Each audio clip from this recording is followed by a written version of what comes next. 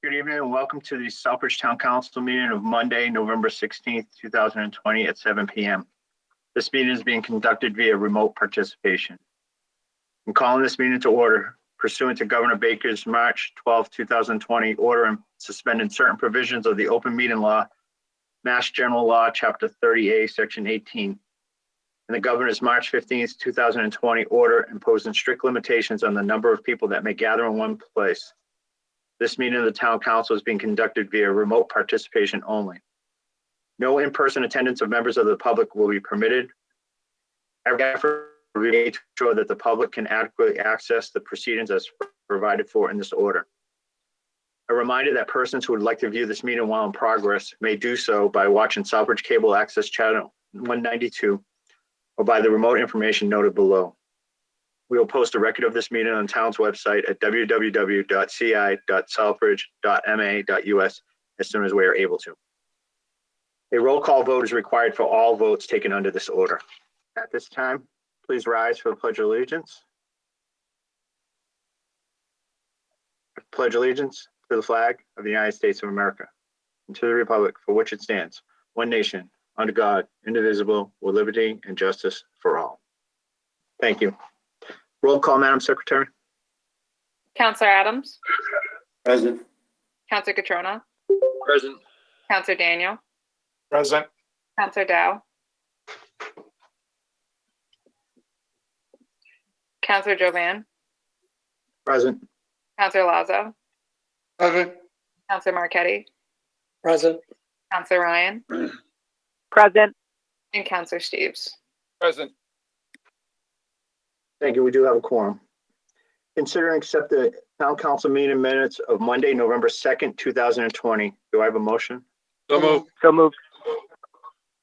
Second. I'll go Council Lazo moved that and Council Ryan seconded that. Any errors, corrections, or omissions? Council Ryan, do you have anything? Nothing at this time, Mr. Chair. Thank you. Councilor Steves. Thank you, Mr. Chairman. A couple of quick small ones. One on item number 23. It says where Councilor Steves asked if the system would save the money. I think I said that it would save them any energy, not money. Although she answered that it would be money and energy. And item number 24. It's the second line of page 7, where it says Denise Clements summarized the history, blah blah blah, from Big Bunny Plaza to Charlton Service Area, and then to the current location because it never went back to Big Bunny. And yeah, that's all I had. Thank you. Anyone else? Councilor Marquetti. I guess I'm going to have to abstain on this one because in my packet I got the October 19th meeting minutes. Thank you. Okay.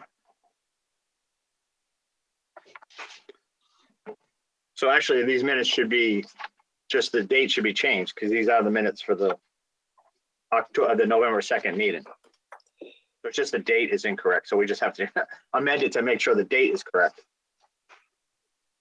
Oh, I'm These are sorry. actually minutes. I looked it over and it didn't look like the minutes to me, but maybe I missed something. You could be right. I'll take a look. I thought I'm pretty sure these aren't the minutes.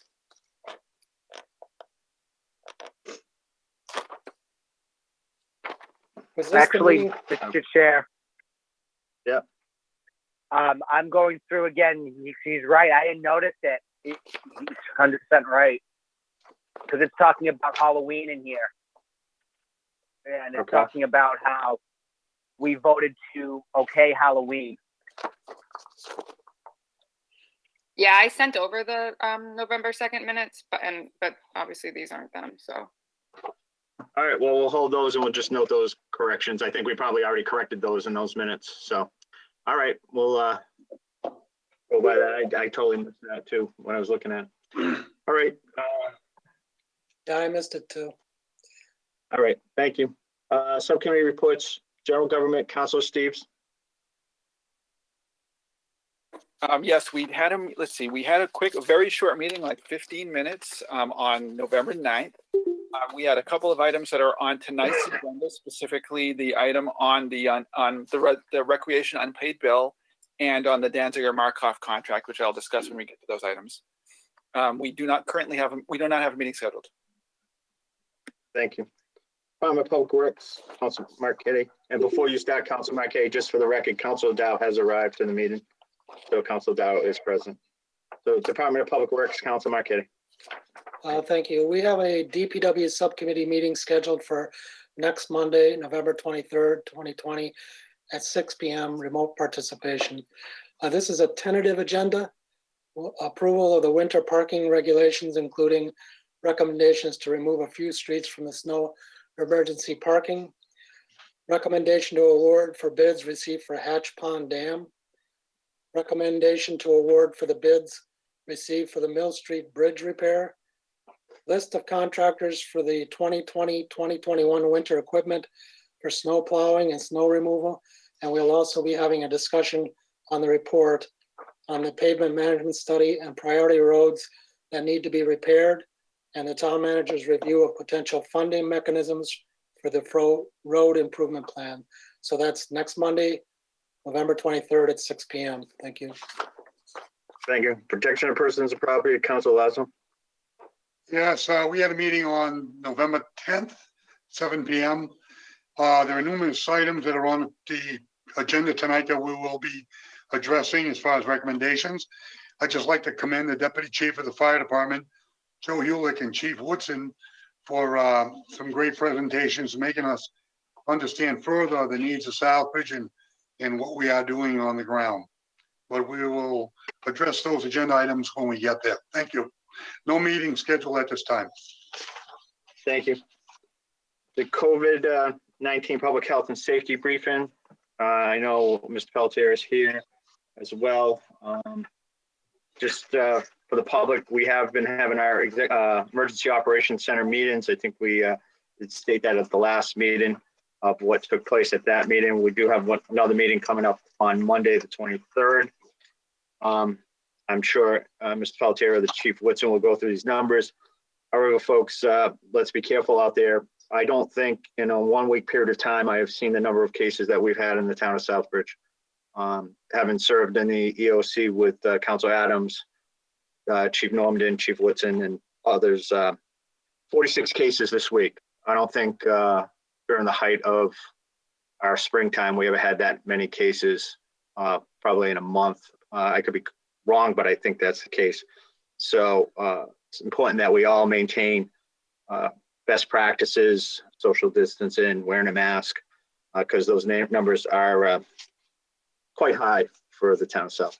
But Chief Woodson, do you have anything to add at this time? Yeah, thank you, Mr. Chairman. Through you, good evening, everybody.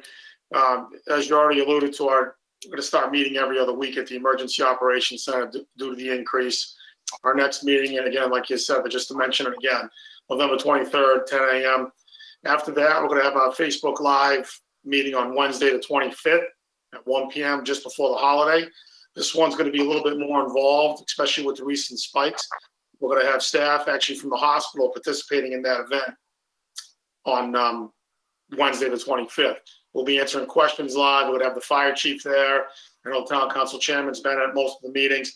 And the fire chief will be answering any questions that come in while we're actually on that live broadcast. So if any residents interested, please tune in on Wednesday the 25th at 1 o'clock, especially before the holidays. We'll have some advice on how to maintain the spread in our community. And on another note, quickly, Town Councilor Adams, him and I had spoke. He's going to resume his role as a public information officer. He was doing it in March and April and throughout all the summer months. Then things the numbers started dwindling a little bit. That curve was flattened, so we stopped doing the PIO releases, but we'll be doing all those again. And I believe our first one is going to be out on Friday, November 27th. We'll have all of our numbers up on all of our social media platforms in the community, including the police department's Facebook page and the town hall website. So Councilor Adams and I, through previous conversations, have decided we were going to wait until after that EOC meeting, after that Facebook Live meeting, see where the numbers are then, and then we'll start on Friday, November 27th, after that PIO page that many in the community have grown accustomed to seeing. That's all I have, Mr. Chair. Thank you. Director of Inspections Health, Andy Pelletier, do you have anything you would like to add at this time? Good evening. As Chairman Jovan mentioned, the numbers have took a extreme upturn in the last 2 to 3 weeks. We are sitting at 341 total cases for the town of Southbridge. I'm coming in with as many as 13, 14 at these times. Southbridge remains in the yellow because of the new matrix. Where we sticking with the old matrix with the map, we would be in the red with 25 cases based on 100,000 population. But because we remain below 5% testing to positivity ratio, it keeps us in the yellow. The new matrix is beneficial in keeping us in the appropriate colors and allowing us to respond, but it's also not the same reporting as the old system. So understand, even though we're staying in the yellow, the numbers are still up. We're facing DPH and the governor have made a determination, or at least made a calculation, that most of these cases are arising from people getting lax regarding the mandates and the guidance, and it seems to be house to house spreading. I look at the numbers in Southbridge and I can name right off the top of my head 6 or 7 residences where I have 3 and 4 cases. So we really need to be aware, as Chairman Jovan said, of the guidance of protecting ourselves, of social distancing, of the mass. We're entering the Thanksgiving season. There's an expected to be a spike immediately after Thanksgiving, and then again immediately after Christmas, because we know people are going to be getting together.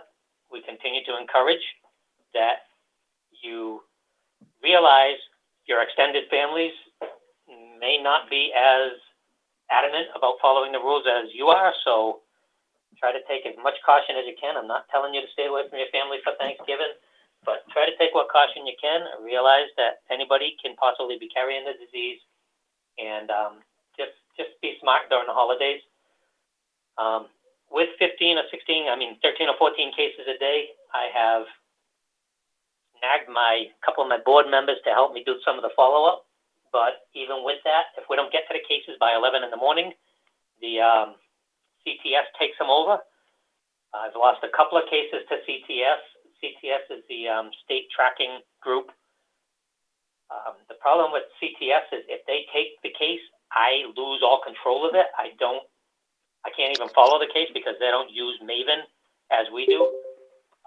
Also, they don't report back to me when they find clusters.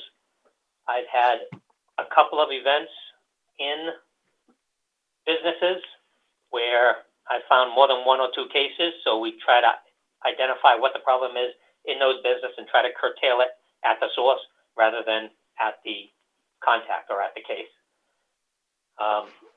Beyond that, we are just trying to keep up with the COVID. We're working with the schools as much as we can, and I really appreciate that the schools are receptive to our assistance. Karen Cheka and Margot have been great as far as getting me information and being there to take information when I have it to pass on to them. I'm sure they'll speak further on this, but I don't see a huge impact on the schools right now. We have a couple cases, and Margot or Dr. Bala can expand on that as they see fit.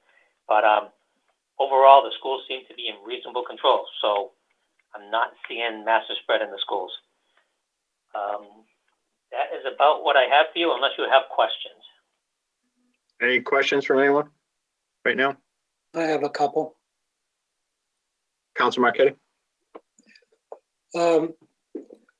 It seems like there are, thank you, through the chairman to Andy, it seems like there are a lot of more cases. I mean, I've looked since November 1st, there's been almost 90 cases, 89, 90, something like that. Your numbers may be a little higher than what I was counting. I'm just wondering, what is it that you would recommend that we do to bring the numbers down? I mean, do we have to tighten up the rules? Can we tighten up the rules? Do we have to close the town hall again? What exactly would you recommend that we do to get these numbers back down? I am not seeing cases developing out of the town hall. I believe the rules are solid. I believe if people would follow the rules, I don't think there's a whole lot more we really want to do without stifling the population. But if people would adhere to the rules that are on now, I know people go out to Rhode Island and do stuff and come back. I watch people walk down the street without the mask on. I think if people are just more cognizant that this disease is real. There's really two schools of people. Some people that are scoffing at this disease and some people that are genuinely afraid of it. And the people who are scoffing are not following the guidance that the state is putting down. I think it's good guidance. So as far as putting more guidance in place or more restrictions in place, unless we want to lock down the town, I don't see too much logic in that. But I don't know how to get the people to voluntarily comply with the guidance or more closely adhere to the guidance. All right, thank you. Okay, anyone else? Okay, thank you. Joe, Councilor, did you have something? Thank you, Mr. Chair, to you. I think we're doing a great job in Southbridge. Everybody caution. A lot of people put a mask, sanitizers. I think most of the people getting the coronavirus when they leave town to go party outside or, to go visit friend or to go to different business open out there as people get-togethers in different towns. They don't have too much restricted like Southbridge. I think we're doing a great job. I don't think we should close anything. We need to live. Thank you. Thank you. Anybody else? Okay, thank you. Going back, I apologize. I forgot. I think Councilor Lazo had a question. Oh, Councilor Lazo, I'm sorry. Mr. Chairman, You're a little green back there. You got too much green there on there, Councilor Lazo. That's all I can see. I'm an alien, but my question to Andy, Joe brings out a valid point. I mean, we live in this community. We see what goes on. You see what goes on. We've had people leave the area to go to other areas of the country and come back, and they had COVID. What is the percentage of the travelers coming back?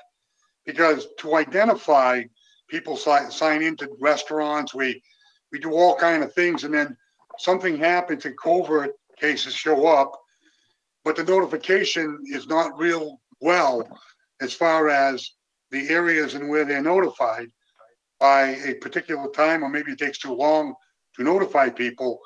But my question is, do you have a percentage of travelers in reference to local people not adhering to the regulations?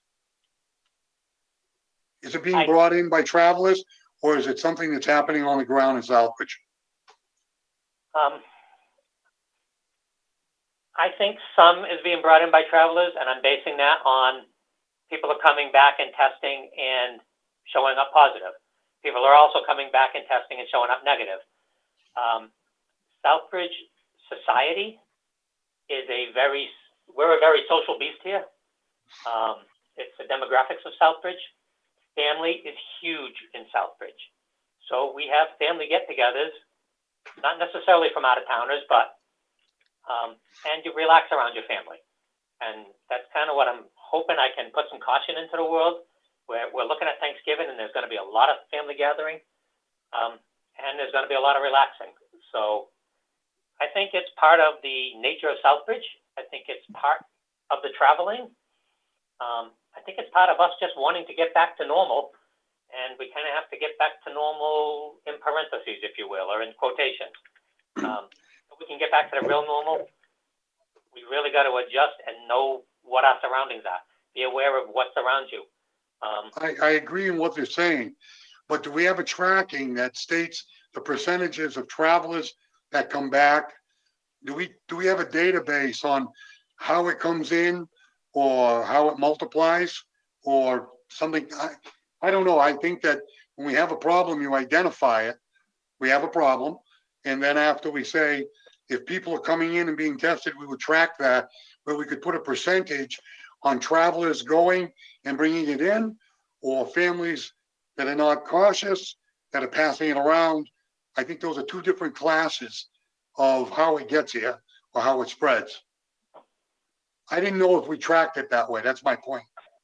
I could conceivably add every single case that I get, either me or one of my board members calls, and we spend a half hour to 40 minutes on the phone with the people, basically finding out what they've been doing and who they've been hanging around with. The problem with trying to create a database with percentages is we don't make calls to the people who don't show up positive. I don't know, and there's no way to track how many people run away and don't do the paperwork and don't report what they're supposed to report. So creating a dependable database, because we don't know the negative, I'll say the negative side, but because we don't know the number of people who don't show positive, and we can't talk to that group, nor do we have time to talk to that group, creating such a database would be, I'm going to say, impossible, because we don't have access to the total number of people who aren't complying to the travel order. Okay, thank you. Any other questions for Mr. Pelletier? Mr. Chair? Go ahead, Council Ryan. Thank you, Mr. Chair, through you to Andy. I'm going to ask the same question I asked last time. Do we know how many of those new cases are reinfections? I keep looking back. It's a very small percentage. Okay. The problem, Ms. Ryan, is that you can remain positive. They've seen cases that you're not communicable, supposedly you're not communicable after the 7 days, after the 10 days, as long as the symptoms are gone. However, we have had cases that have tested positive up to 60 days after the initial test positive. So are they still positive? Are they re-positive? The state has not come up with numbers on it. As far as I have seen, I've seen maybe 20 to 30 cases that have showed up in the history of Southbridge, in the history of the disease in Southbridge, that have showed up again. But a lot of workplaces make their people get tested every week, a lot of people. So some of them might be the same infection within the same period. You know what I mean? It's not, I don't know if they've got reinfected or if it's just showing up again because it takes that long to get out of your system. Okay, thank you, Mr. Chair. Thank you. Anybody else for Mr. Pelletier? Okay, thank you. Going back, I apologize to my fellow councilors. Education and Human Services, Council Catrona, I think I missed you. Go ahead. Thank you, Mr. Chairman. Education, Human Services, we did have a meeting on Tuesday, November 10th, remote participation. It was at 6 p.m. We have two agenda items this evening, number 21 and 22, to speak about recycling dividends and the RDP contract and master agreement with Mass DEP. Thank you, Mr. Chairman. We have no meeting scheduled. Thank you. Plan Development, Council Adams. Thank you, Mr. Chair, through you. We had a meeting on the 9th of November. Agenda items number 23 through 26, and we'll discuss further when we get to those. No meeting is scheduled for the near future, but I will state the town manager and I sat down last week to discuss liquor licenses within the town, some that we had brought up back in November 2019, where they're town-owned licenses. And I foresee one of the agenda items in the next month or so being one to discuss that, to bring to the town council. Thank you. Thank you, Council. Chairman's announcements. I have a few announcements tonight. First off, in follow-up to Councilor Steve's questions about goals and objectives to the town manager, I have had an opportunity to talk to the town manager about some of the existing projects that he's working on now, as well as the general day-to-day stuff that he's been cleaning up from that's been pending. I did give him a copy of the evaluation instrument that we used for the former town manager, and we'll be taking a look at what we can incorporate to the projects that he is working on so that he can get credit into any evaluation at the end of the year, because I think majority of the time that's going to be spent in the next 6 months is going to be the stuff that needs to be should be credited for completion of open projects and review some of the pending reports and everything. So we'll schedule something up in the next month or so to articulate that so that we can have a good evaluation instrument to that. I'm sure town manager certainly has his own personal ideas about stuff that he wanted to get going when he hit the ground running here. However, there's been so many activities and projects that have been pending that he's been working diligently on, and we thank him. I thank him for that because I can honestly say the amount of work that he goes in doing those projects should be credited, and we'll work on something to make sure that we balance everything out on that, but we will be working on that. So that did not get forgotten. In regards to another another pending issue that I'm sure the council knows, we reappointed our legal counsel for a period of 6 months till January 1st. The town manager had given us a heads up last meeting about some issues with the cable contract attorney that I think inadvertently, I think we should have probably put it on this agenda so he could formally use that firm that he's proposing to use because of the issues.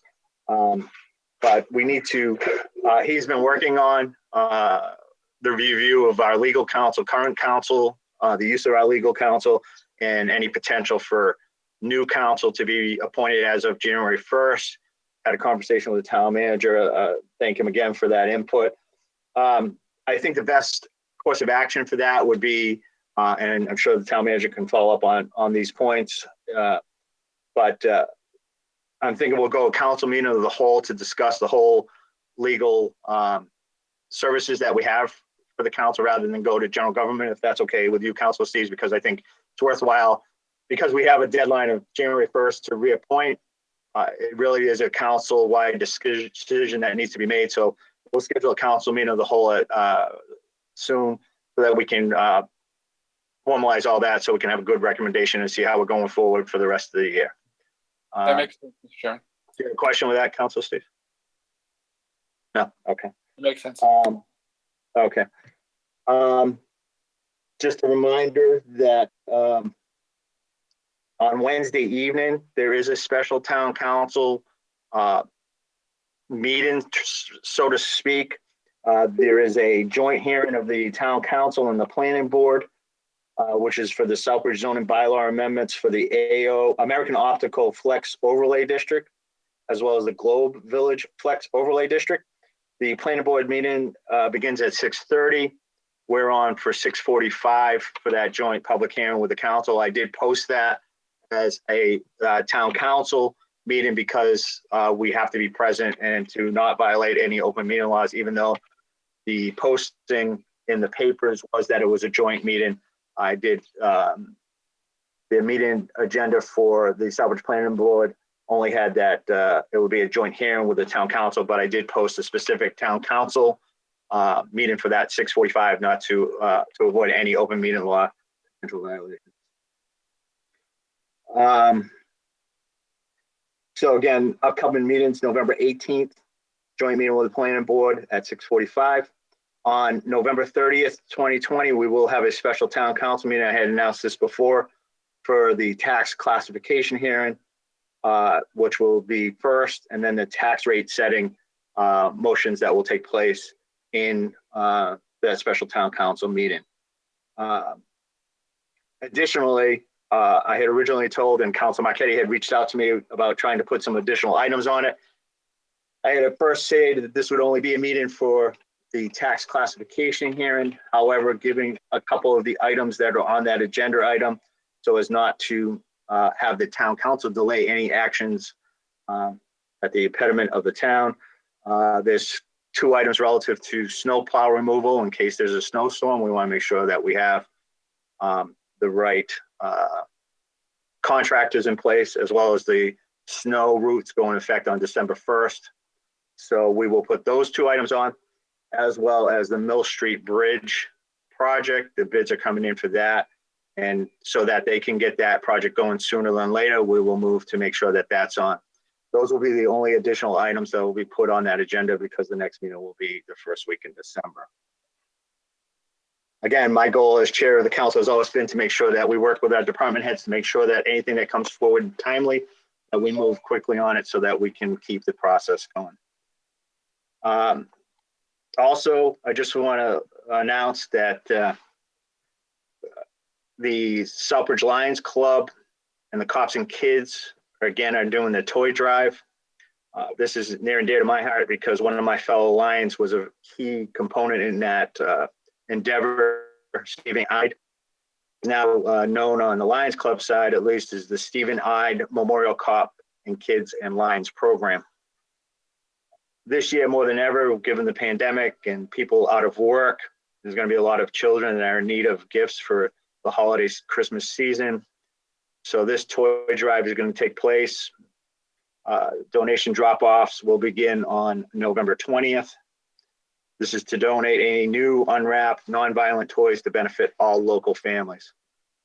The drop-off locations, again, will be the Southbridge Police Department, the Sturbridge Police Department, Arrington Memorial Hospital, Southbridge Town Hall, Southbridge Fire Department, and all Southbridge Credit Union locations. There is an application process that is through the Cops and Kids program. All applications will be submitted by December 15th to the Southbridge Police Department. So that is an important and worthwhile endeavor for all our children locally. So if anybody can contribute, that would be great. And finally, again, this is our last meeting before Thanksgiving. A happy Thanksgiving to all. Make sure it's safe.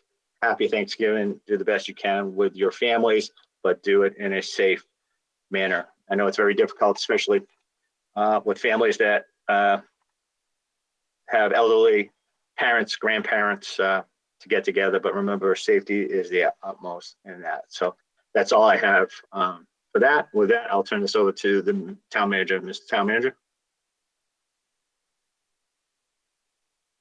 Thank you, Mr. Chairman. Just a couple things of note. Given what's going on with COVID and the number of cases as we've talked, I wound up meeting with Chief Norman and our emergency preparedness liaison, firefighter Edwards, to try and wrap up the continuity of operations plan. We went over what needs to be done, and I've passed out or emailed out some of the forms to the remaining departments so we can finalize the plan that had started prior to my arrival.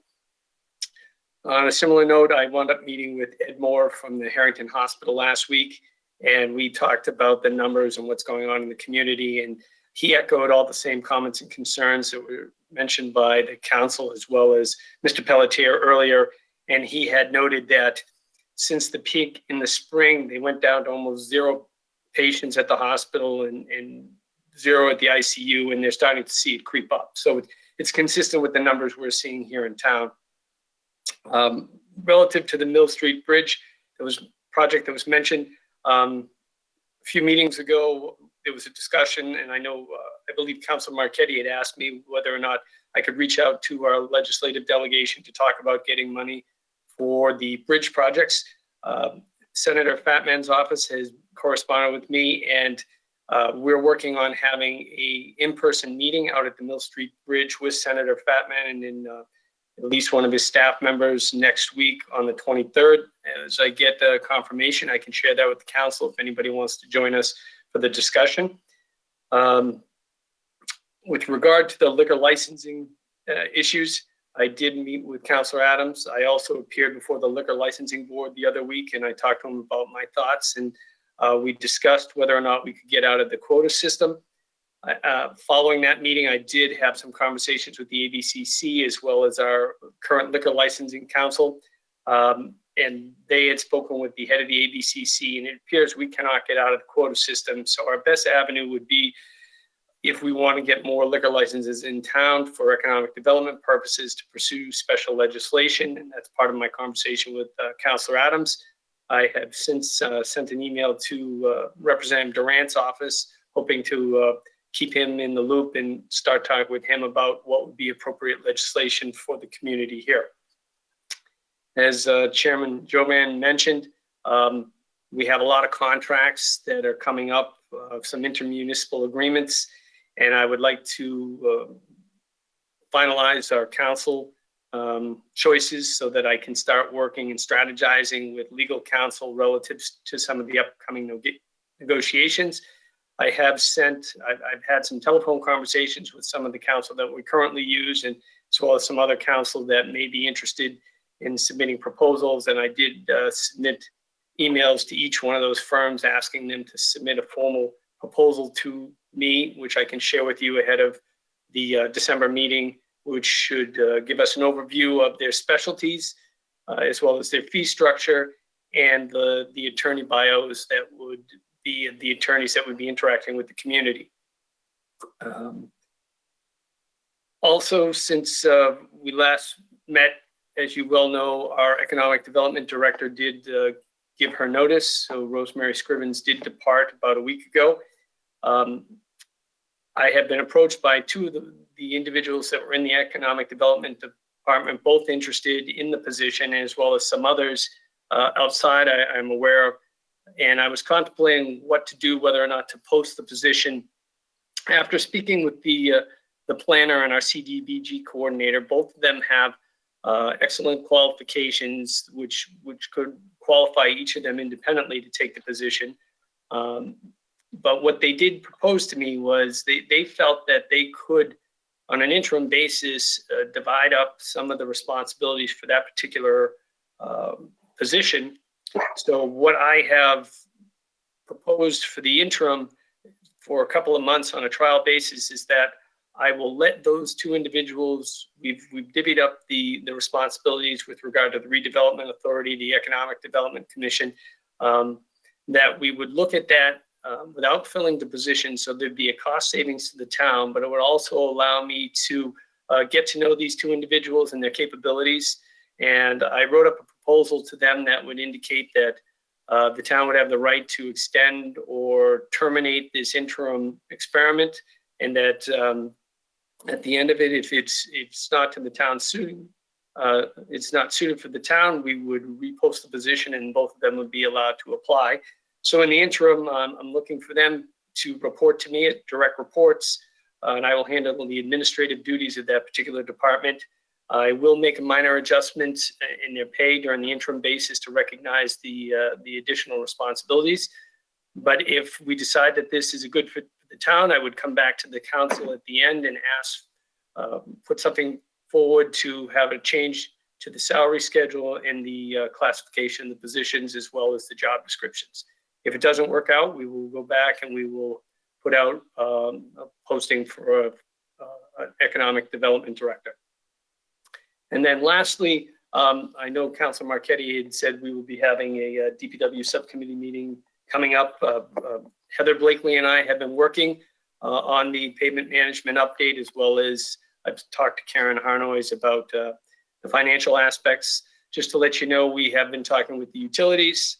I have, after meeting with all the various marijuana establishments here in town, I'm following up with them with regard to revenue projections so we can have an idea of what type of money we would be getting back from the community impact fees, as well as the regular fees from any of the gross revenues.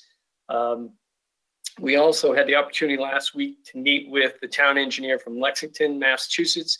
Lexington just won a national award for their implementation of their pavement management planning. And so they gave us some great ideas. They also directed us to some particular planning tools and how to do some calculations for the best implementation. So it's something we're continuing to work on so that we can get back to the full council, as well as the DPW subcommittee, in a timely manner with where we think we should be going with all of this. And for right now, Mr. Chairman, that's all I have this week. Thank you, Mr. Manager. Any questions of the manager? Councilor Dow? Thank you, Mr. Chair, to you. You're saying you're gonna split the job for the two already there. You think right now they're being able to keep up what they have? Regarding added more work on them. Through you, Mr. Chairman, to Councilor Dow, both of them had came to me separately and felt that the duties could be shared amongst the two of them. And then together they sat down and made a proposal to me outlining the various responsibilities. If you take away the administrative duties, there is a departmental admin, and I can oversee some of the procurement and the salary, or the payroll aspects of it, and approval of some of the requisitions. Again, on an interim basis, I think it should be able to be handled, but it also gives me an opportunity, as I said, to see how they would perform and whether or not this would be a long-term strategy for the town. I think we'll know very quickly if it's not going to work, and at that point, we can then post the position, and either one of them would be welcome to for it. But I think in the short term, given what they proposed at the division of responsibilities and duties, it falls very much along the lines of what they're doing currently. The planner would be looking at economic development and related issues. The CDBG coordinator would be dealing with CDBG issues, as well as the redevelopment authority. So they fall along the lines of what they're already doing. So the proposal would not be a huge stretch for them to take that on. So at that time, they have any experience what they're gonna be getting, what Rosemary was doing? They have any experience from what they're gonna get more on their job right now? If I may, Mr. Chairman, through you to Councilor Dow, I did sit down and I did review their job descriptions. I did pull out their prior resumes, and we did have extensive conversations with our HR specialist, Kim Farron, in the room, going over some of these very questions. Ms. Dean has an advanced degree in public administration, was a prior town administrator. Mr. Rumsey, as well as doing the planning here, was involved in economic development in his prior communities. So they do have some prior experience in these areas. And as I said, they do have many of the qualifications that would open them up to applying for the position and potentially being a good candidate. Thank you. Thank you. Councilor Lazo? Through the chair to the town manager, I have a great respect for Peg Dean and the staff that we have. My thing is, since I've got on the council, the economic development office, the town hall offices and stuff, should this be reorganized, or should this be reworked with input from the council? Considering that a lot of what goes on in the planning and development of Southbridge goes through the council anyways. I'm not saddened that the head of the horse moved on after the parking lot ordeal. Councilors get experience and get a feel for certain people that they deal with in the economic development department. I think Peg Dean is one that has always came forward with straight answers to us, and she's absolutely impressive. On the other hand, I don't think that the person that moved on did. But in my experience, anytime something happens to a department, I think they should have input, but I don't think we should lead from the bottom. We lead from the top.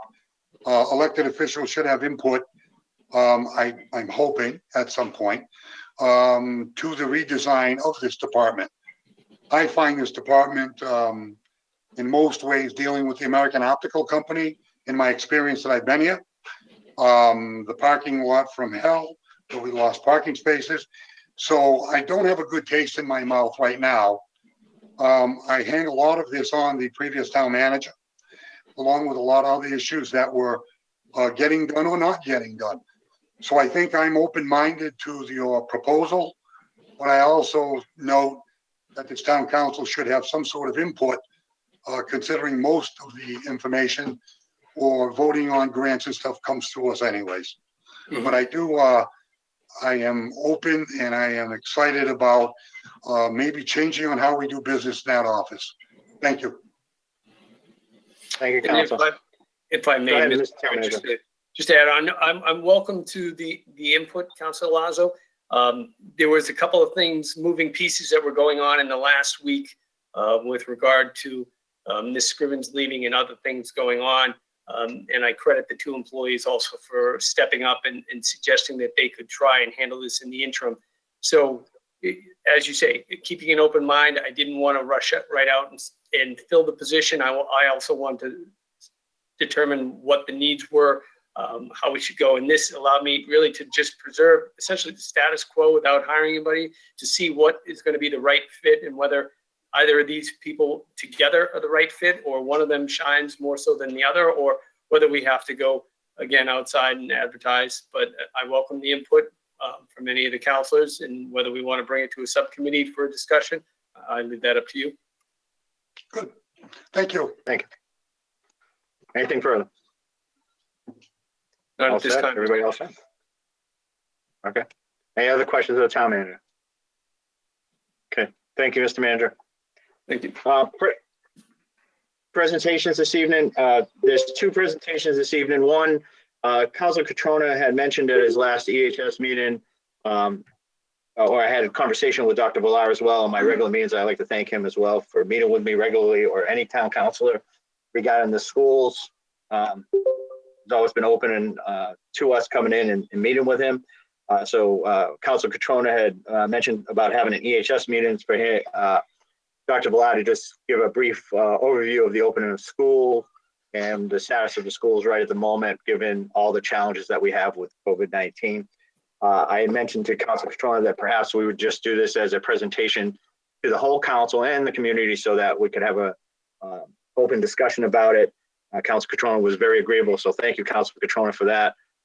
So we do have Dr. Villar and his team here tonight to give a brief presentation as to the opening of school, where it stands, I believe, with the number of students doing hybrid, remote, and how it's going. So with that, I will turn it over to Dr. Villar. Dr. Villar, welcome.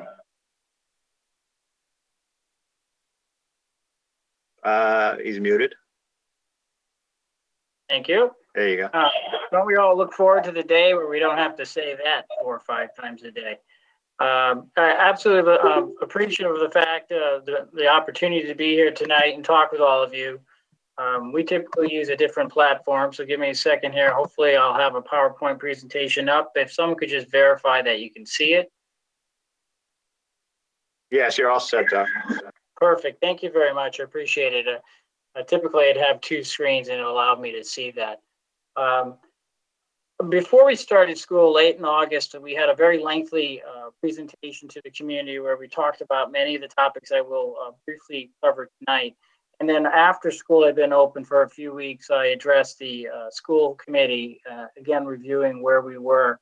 So tonight, I'm going to build off of those 2 presentations. I would say that the contents of those two presentations are on the school website. And I believe they've actually been made available to all members of the town council previously. Hopefully we'll go through tonight's presentation and allow time for any questions that you might have. As we plan to open school this year, guidance from the state came down and it said that we needed to take a look at having schools open with the social distancing of 3 feet.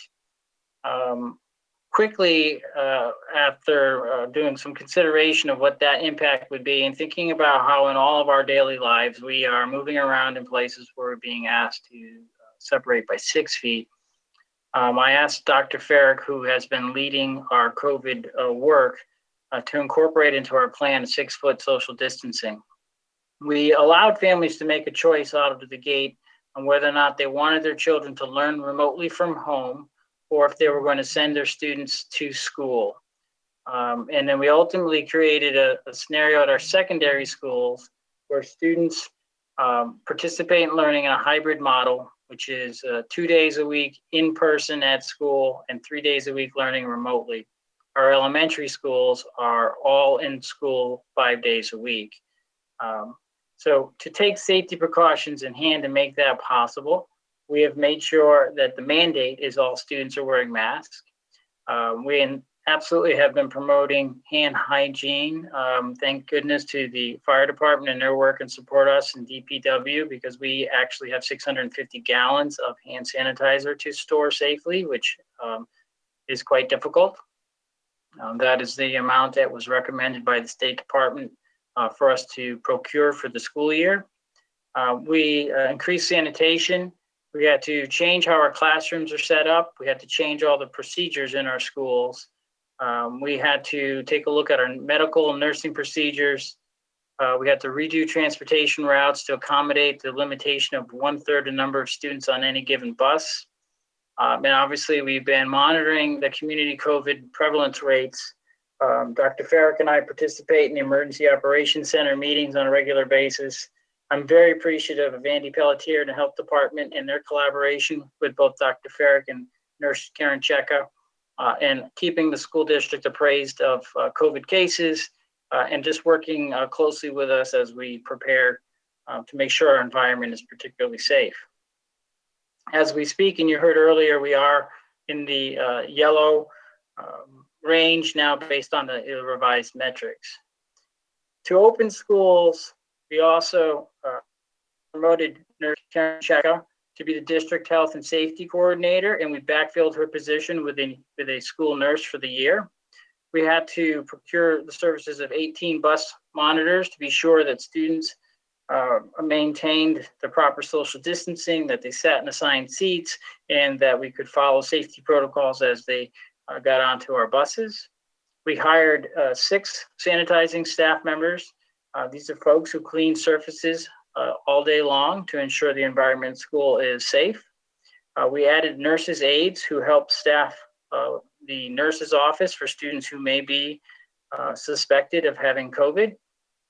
We've hired additional educational assistants. We had to hire additional teachers to ensure our class sizes remained small enough to maintain the social distancing required with the 6-foot guidance.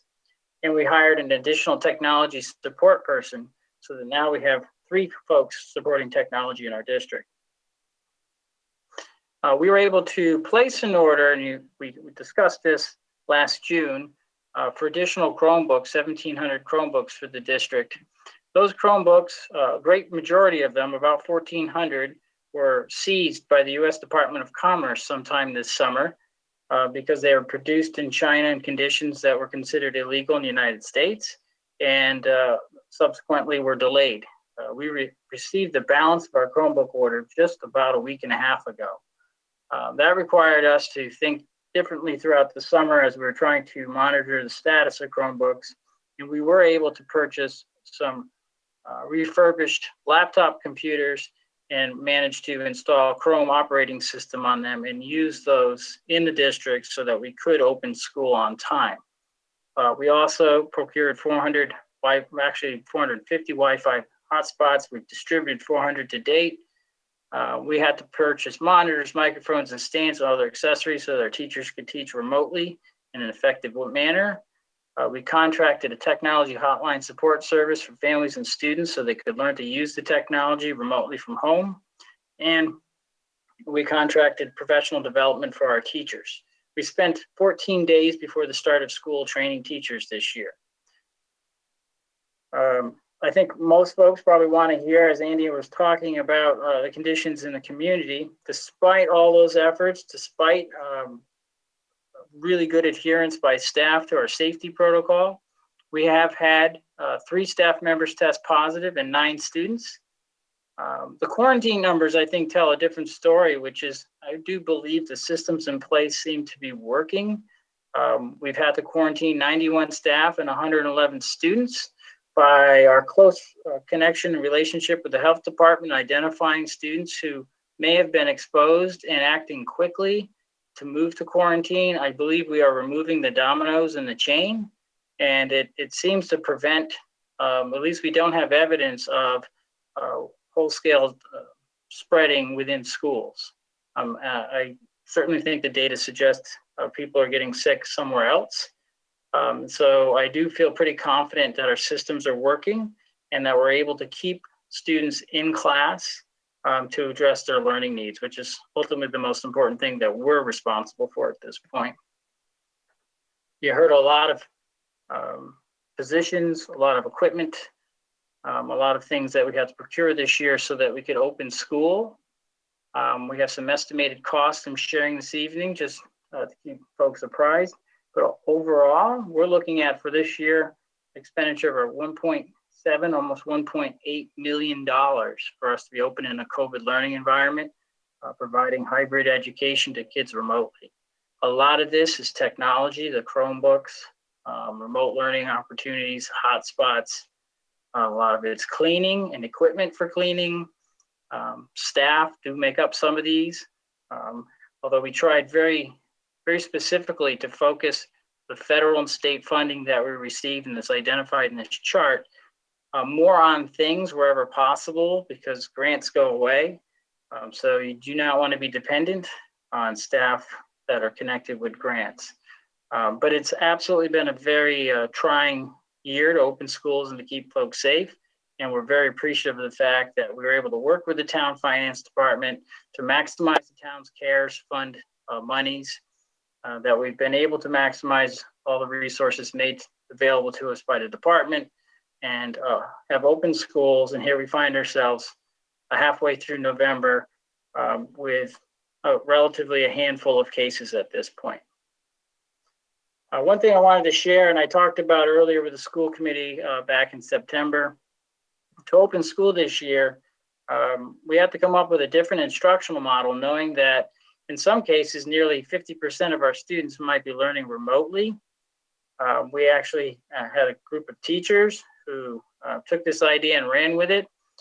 And so what we have happening in the majority of our classrooms across the district is classrooms where about half the students might be at home and half the students may be sitting directly in front of the instructor. And the teachers are teaching to both groups, and both groups are interacting with each other.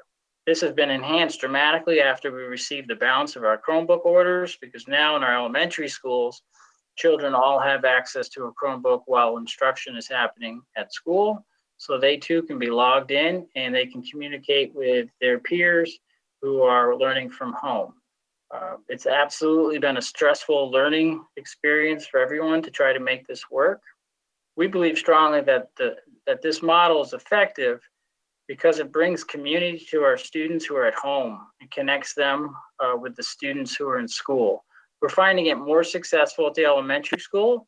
We're finding it more difficult to have our secondary students remain engaged while in school because we have fewer numbers of them in the classroom. The balance seems to be much closer to 50-50 at the elementary school. This year, although we are in a pandemic and a COVID environment, and we've changed our instructional model, as you can see in this photo here, you see students are spread quite a bit out in class.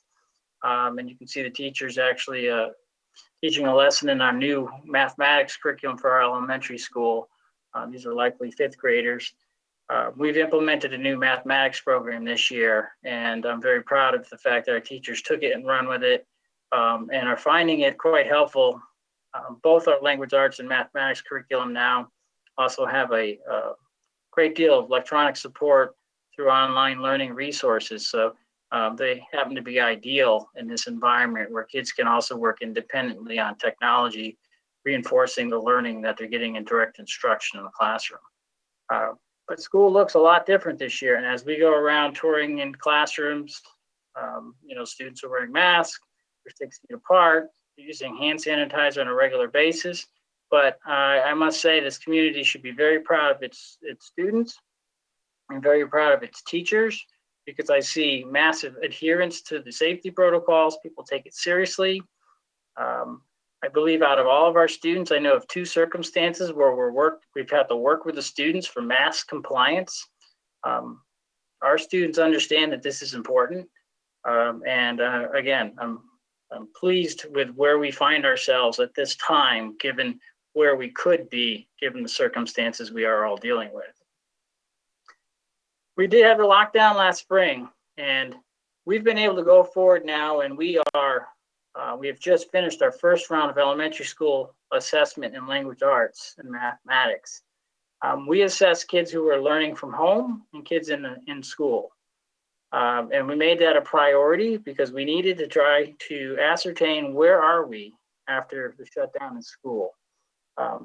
Quite candidly, last spring was tragic for us. We were on a trajectory of improvement, shutting down schools. I don't think any of us thought it was going to be for as long as it was. And it created a great deal of disruption. We didn't have the technology. Our families didn't all have the ability to connect to the internet. and there was a great deal of interruption to learning for sure. This graph here is just a snapshot of one of the subtests that we provide students multiple times each year. And I just wanted to highlight, if we took a look at a group of students who were kindergartners last winter, which is the last assessment for that group, again, as kindergartners, then we take a look at their performance as first grade students on the same assessment 6 months later, if that. What we're seeing is some regression in performance overall. There are more kids falling into the red, which is below grade level, fewer kids finding themselves on grade level, and overall what it scores. And there's a lot of statistical things we get into and how this is not an exact comparison, but it makes the point, which what we saw across all the data sets is students definitely lost some traction last spring. And so the urgency this year to really try to focus and close these gaps is extremely important, but I can't say enough, it's also going to be extremely challenging. We're facing all kinds of obstacles in the middle of this pandemic for sure. Another snapshot of data just to underscore the point. Again, looking at first grade students in an assessment of their oral reading fluency.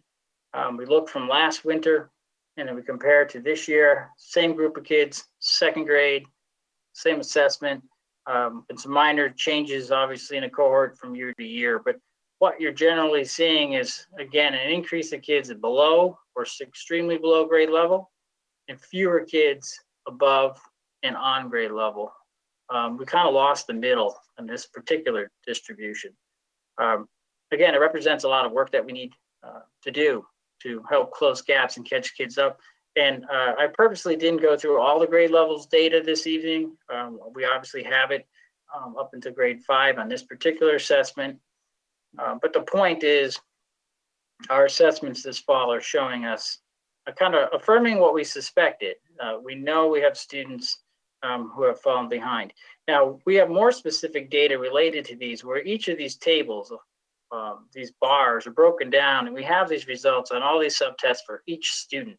And each of those subtest results then gets translated into a specific learning target for students. And then they're going to be grouped based on learning targets. Now this year, that represents a new challenge because we typically would have them move during a certain period of time in school and be working together physically. This year, we're going to have to use our technology and instruct them in their groups based on their learning targets electronically. So it's going to be a challenge, but I believe we're going to be able to pull it off, and we'll see the results of that when we get to our winter assessment cycle. A huge challenge for us continues to be attendance, particularly in our secondary schools. So you can see here, first I'll start at ERS. We have one of the things that I'm proud about at ERS, Eastford Road School, is we have 288 children learning in person 5 days a week at ERS. We have 71 children who are learning remotely at home through the model I described earlier. And at Charlton Street School, you can see that we have approximately, I should start at West Street. 197 kids are in school, 110 are learning remotely. At Charlton Street, it's about 140 to about 124. At our middle school, we're about 230 to about 180 or so that are learning remotely. The Academy, Southbridge Academy Alternative School, we have 12 kids learning remote, 37 are in person. High school, we have about 250 kids who learn in person and about 100 and, sorry, that line is obscured to me, but about half that, about 100 and I'd say 50 or so remote. So we have kids in different models across the district, but as you can see, attendance is a major issue, and particularly at the high school. Actually, our best attendance at the high school are kids learning remotely, which I find quite interesting. Now, we've put into place a series of protocols. For many of you who have served on the school committee in years past, you know about the district policies on letters and calls and outreach. But we're also having family home visits. We have staff now making calls daily, and we're keeping records of all the contact. We're really pivoting folks into outreach work because if we can't engage students in the learning, they're not attending the class, they're not going to do well. But it's a major concern. And so we have refocused quite a few people's responsibilities around this and trying to engage this. We have found in many instances that we've made contact with a family. The family wasn't aware that the student hadn't done what they were supposed to do. And then within that day, sometimes in a half hour, 15 minutes, a kid is online and engaged in lessons. So it's a lesson we learned this year is not to assume that families are 100% sure of what their kids are doing. Many times parents have to leave their high school student at home and they have to go to work and they have expectations. And I have 6 kids, so I know how this goes. And they find out later because we've contacted them that their child didn't follow through in their responsibility. For those parents who re-engage their kids, we're 100% appreciative of that partnership with us. And so we have seen some results from the outreach. But this is a main thrust. We're tracking these data on a regular basis. Each principal has an action plan to have put in place because we want to see these numbers increase as we grapple with really trying to come to fruition here with the pandemic and an overall student learning. The final thing I want to report on is we've been stressing to our families, we implemented what's called the Aspen portal. It's online access to students' grades, progress report cards, and it allows us also to direct email important information to families. We've signed up roughly 1,300 families to date. I keep stressing for folks, if you need assistance, we have an email, help@southbridgepublic.org or ayuda@southbridgepublic.org. We want all of our families online and connected with us so that we can work with them and make sure that they're aware of their student progress.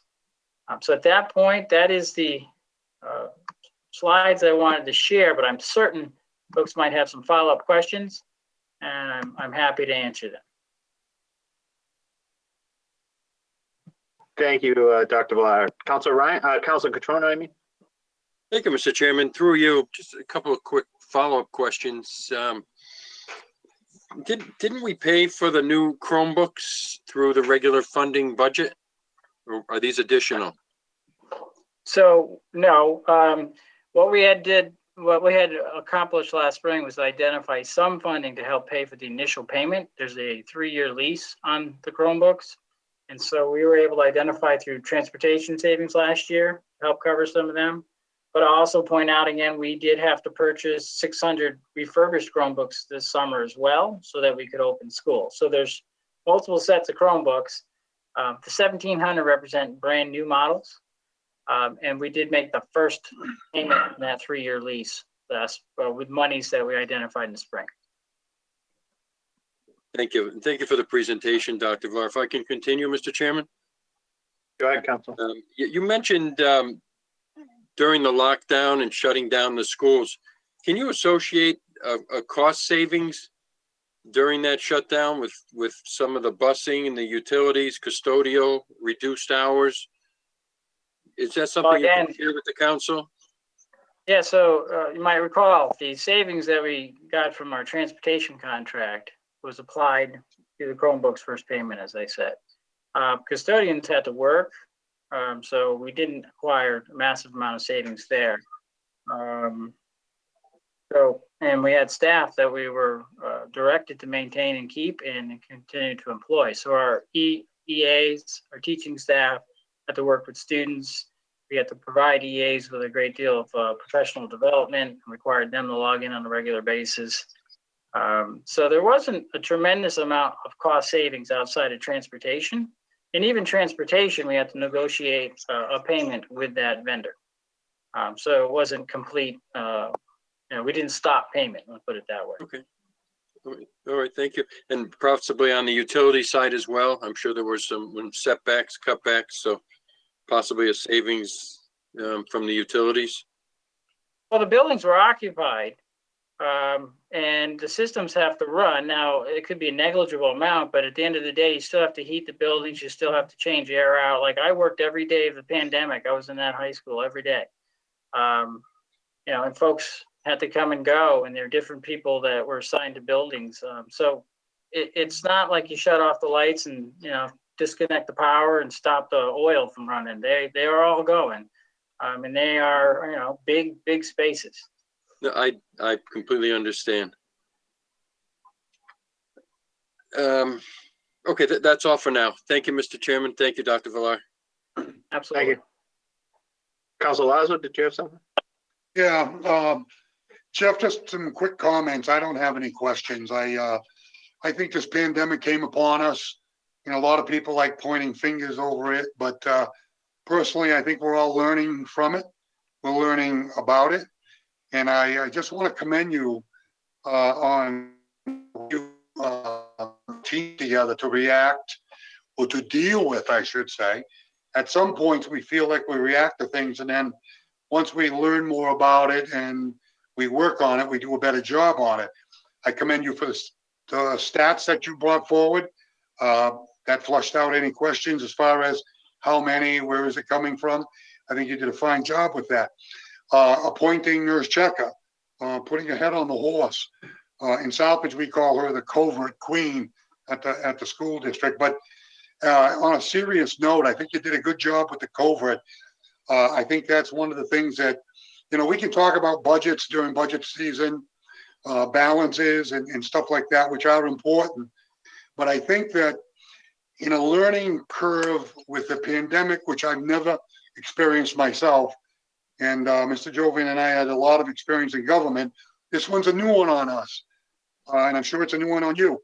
But I just think you need to be commended on how you mobilized a team concept with certain players in the district and with some of your management team. So, when things are going bad and everybody wants to beat you over the head, so to speak, with things that are happening, I think that you've done a great job. And I think we've got a lot of work ahead, and we'll continue with the team concept to make it work. Most of my issues are all based towards the state on the beginning, during, and hopefully someday the end of the takeover. But I think since you've been here, we've had progress. Maybe not as fast as some people would like to see it, but I think I do have a lot of experience on school side, and I'm watching, and and the only way you eat an elephant is one bite at a time. And I think that we continue to bite one bite at a time, we'll get there. But this pandemic, you're absolutely impressive to date. Continue the good work. Thank you.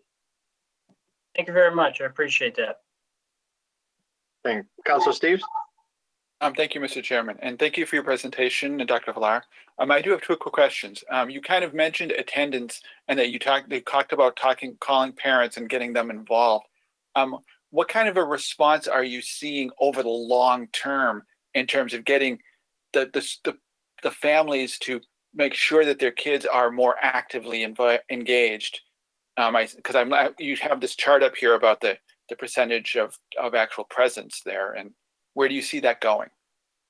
Well, our expectation is to have it improve, and it has improved, which is the good news, both at the middle and secondary at the high school. And again, our response, there have been a great number of cases shared with me where the parents were surprised that their child wasn't following through. They took action and the child followed through. So for me, that's a very important message that the whole community needs to hear. Is there are a lot of parents out there who are very busy and they're struggling. Again, we're all in the, life is tough for everybody, and they're doing their best, and they find out their kid's not doing what they thought they were, and they help us address it. Now, we're not successful with all the cases, for sure. And, there are other avenues that we have to follow when there's not support in a household. But we need to be very aggressive with this year. Our leaders at the buildings are taking it very seriously. Teachers are making calls, we're logging them. And that's a lot of extra work for teachers too. Right. But they all recognize if they don't have the kid in their class, they can't teach them, and they want to teach them. And I should, and I remiss, the team, as Councilor Lazo spoke to, these folks are committed to Southbridge, and they're working their darndest to, every day to make a difference when they're even a little bit afraid for themselves at times, right? So I got to commend the whole team that works in Southbridge. Margot, Seth, Karen Cheka, all the principals and our teachers who are standing there every day, with kids in front of them. When you see a teacher, you got to thank them because they are doing incredible work for sure. Okay, thank you. And the other question I had was that I know that there's somebody down the street actually raised this concern. How do you balance the fact that Quincy is doing classes in the middle high school with the operations of the middle high school itself? Yeah, so we have an MOU with Quincy, but they've been online all fall, so their students are not in our building. Okay. They do have identified space. We do have plans to work with them to provide a community college experience for our kids in the future. So there's a benefit there. Right now, maybe Quincy's not listening. We're benefiting more than they are at the moment, right? They have a home base, but they're not quite using it yet. And we got some offset at the beginning of the year for expenses related to that space. Mm-hmm. I think ultimately it could be a huge opportunity for us. Our MOU, really planned out like how to balance having high school kids and people in college, adults in college in the same space. And so there's a whole, quite a bit of conversation around security and et cetera. They, as part of that agreement, they have underscored they will follow any safety protocol that we have in place. And so if it does come to fruition that they are in attendance at school, they're going to have to follow our mask policies and our distancing policies and all of that. But at this point, they're learning remotely. Okay. Would it be possible to send all of us a copy of that MOU? Oh, I'm sure, yes. Because I was curious. As technically, I would think that would be a contract. Wouldn't that have to go through the council, Mr. Chairman? I wasn't part of that. I mean, that was with the former town manager and all that, but we can follow up and get back to you on that one. Okay. That's all the questions. Follow up on that one. Yep. Councilor Dow? Thank you, Mr. Chair, to you. Dr. Jeffrey, one question. The student doesn't commit and go on remote. You can't put a rule then they have to go to the class like this. If the parents, they cannot have any control or they go to work, then, those kids, they know if they don't go on remote, they have to go in the class. Like you can't put that rule on them. So great question. We can't force that issue at the moment, but we have in fact invited back to our secondary schools quite a few kids because of that. And in many instances, their families have agreed, not all, but we have, because what we found, our numbers at the secondary school and classes are small. So we can take many more kids in and still be safe. So Dr. Farrick, who is also doubling as our high school principal during these times, has been begging for more kids to come back. And so they've reached out and we have had students return, and same on the middle school. We have that basically open invitation. We just say to parents, if you want to return your child to school, we may need time to schedule them appropriately and to be sure that they're not being put into a classroom where that distancing is forced. We have to have 6 feet for every kid. But I'm committed that if a family wants their kid to come back to school, we're going to find a seat for them. And if that means I have to move things around and get really creative with space, that's what we're going to do. There are quite a few families, though, who are just not at the point that they want their children to come back to school. I fully respect that.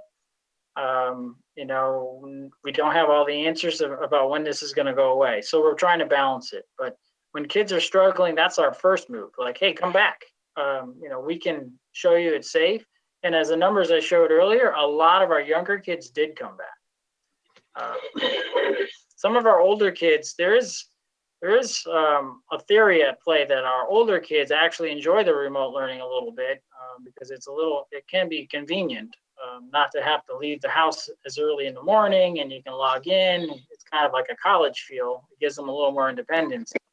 But if they're not doing well, we're asking them to come back so that we can assist them more in person. Thank you. Thank you. Any Councilor Lazo? I missed out on one point. Jeff, I just want to let you know I've been getting some feedback on your middle school principal, and I'd be remiss if I don't mention it tonight that this gentleman, it's come to me that he provides a lot of accountability, oversight, but most of all, a very high standard for the middle school. And that's something that I know in past has been missing. I just want you to know, from what I'm hearing, he's a keeper. He's doing a great job. I think maybe he needs an attaboy tonight. Thank you. Appreciate that. Thank you. I just want to follow up on one of Councilor Steve's point. I'll get to you, Councilor Ryan, in a second. In my recollection, the MOU would probably just be between the school district and Quinsigamond Community College because it is rental of school property. So therefore, that is just like any other rental, but we'll get a more concrete answer for you on that. But I think in the past, my recollection, and Council Laza would know, Quinsig used to from Southbridge before, and I think it all went through the school committee at that time because it's a rental of property and the school district has control of that property. So that would be my quick answer, but we'll get a definitive answer for you. But I think it all goes through the superintendent's office and school committee, but he acts as the school committee. So we'll follow up on that. Okay, thanks. Thank you. Councilor Ryan? Thank you, Mr. Chair, through you to Dr. Villar. First, I also want to publicly commend you, Dr. Villar. You've taken what was already a hard situation that was compounded with the fact that we're in receivership and done your best and have mitigated a lot of the potential loss we could have had. So I do want to publicly thank you for that. And I have a two-part question because of conversations I'd had with some parents. The state, more particularly the Department of Elementary and Secondary Education and the governor's office has been pushing for a lot of school districts to go towards more of a full in-person model. I want to know, one, is that because we're in receivership and you have more of a direct line of communication with DESE than most school districts do? One, is that different than, say, the guidance you're getting from DESE with our own particular situation? And two, what, because this is not necessarily my question, this is a question that was raised to me, because you are an employee with DESE and you follow this, as you stated before, their guidance very closely because of that. If there were a discrepancy, say, from what you're seeing on the ground in Southbridge, and say DESE is pushing for Southbridge to move towards more of a in-person model, and you weren't fully comfortable with that yet, would you do what was in your bet, what you thought was best for the community? Sure, thank you for the question. So if we go back in time, when we were putting together our plan, the guidance from the state was 3 feet social distancing, get as many kids as you can in the school. I may be a receiver, I work for the commissioner. I think he knows me well enough by now. I was actually one of the first people to come out and say we're doing 6 feet.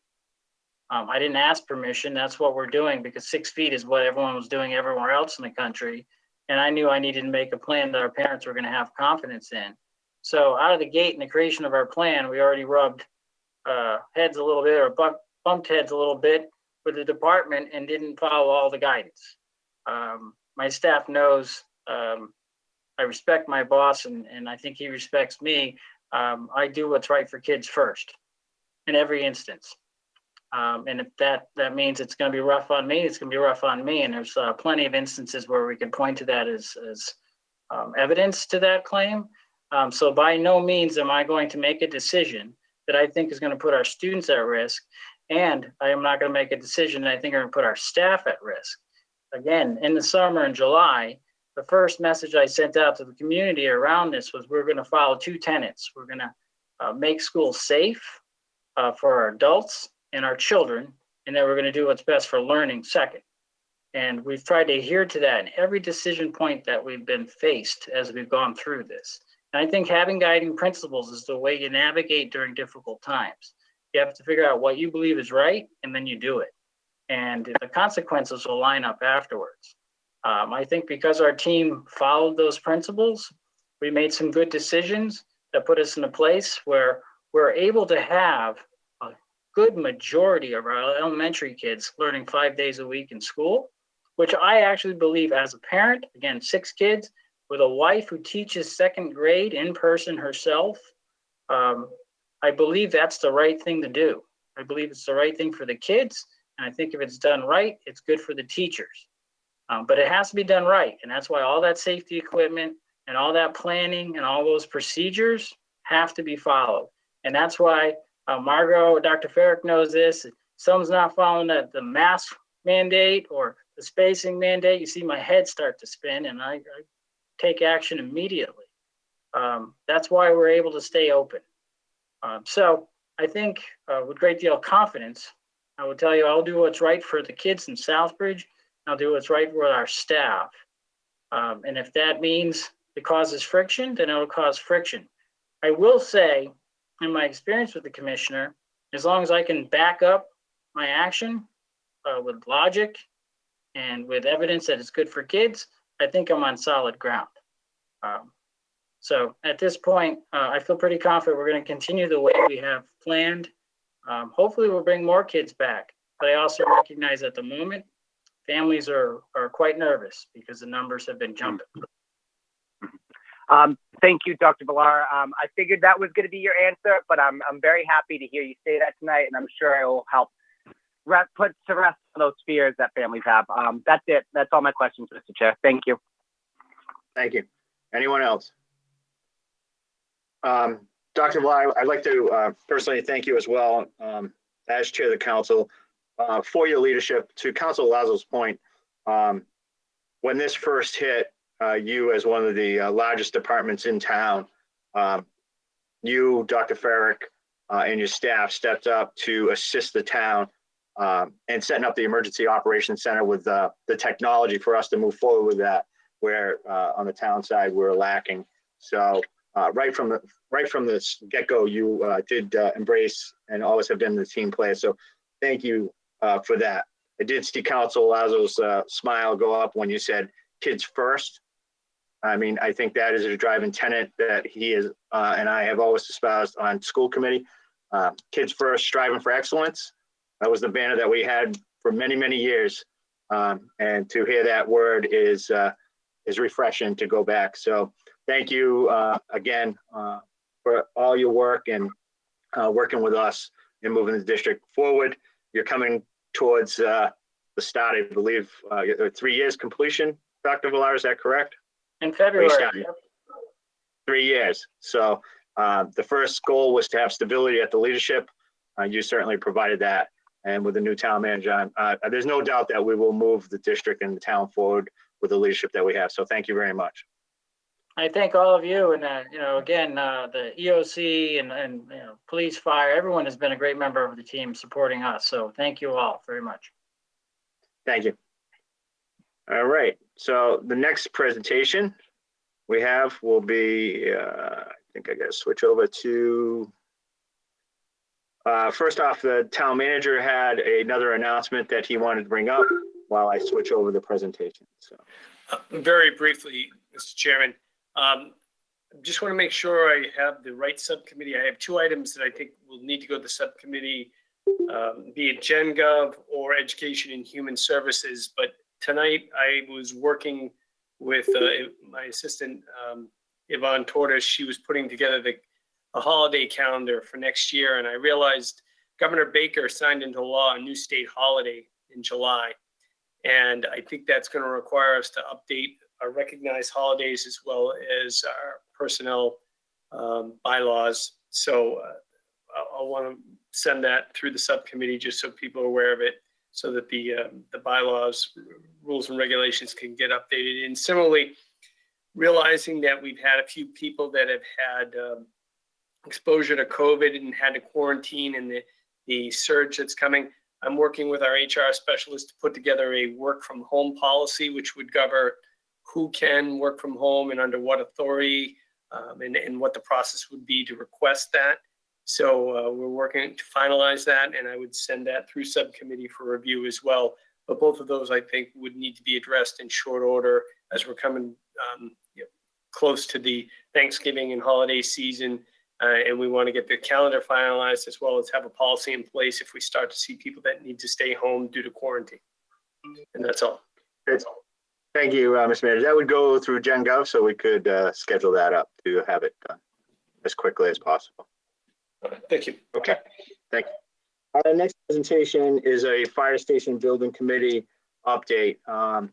So first, I just want to, because there's no dais for me to stand up at and go to a podium. Just for the record, as chairman of the fire station building committee, the majority of this presentation is going to be completed by Deputy Chief Kulik, who serves on our committee, along with members Mike Julian, Captain Jeff Matthew, Michael Langevin, David Langevin, and John Shugda, with a lot of input from our police chief, our fire chief. So if the council recalls, we have several new members on the council. If you recall, the fire station building committee came to you with a presentation some time ago regarding our recommendations to move forward, the results of the feasibility study, the footprint of what we thought, what we believe was to put into a station, the size of that station, the needs of the department. Really was a needs-based presentation, not a want, but a need-based presentation. Our recommendation at that time, we had a lot of input where our first location that we had looked at was on Marsh Avenue. We received a lot of feedback from council as well as residents in that area regarding the siting of a fire station in that area. So given the amount of feedback that we got, we went back and looked at other locations. We then presented to the council our recommendation to move forward with the Central Street location at the area of La Rochelle Way.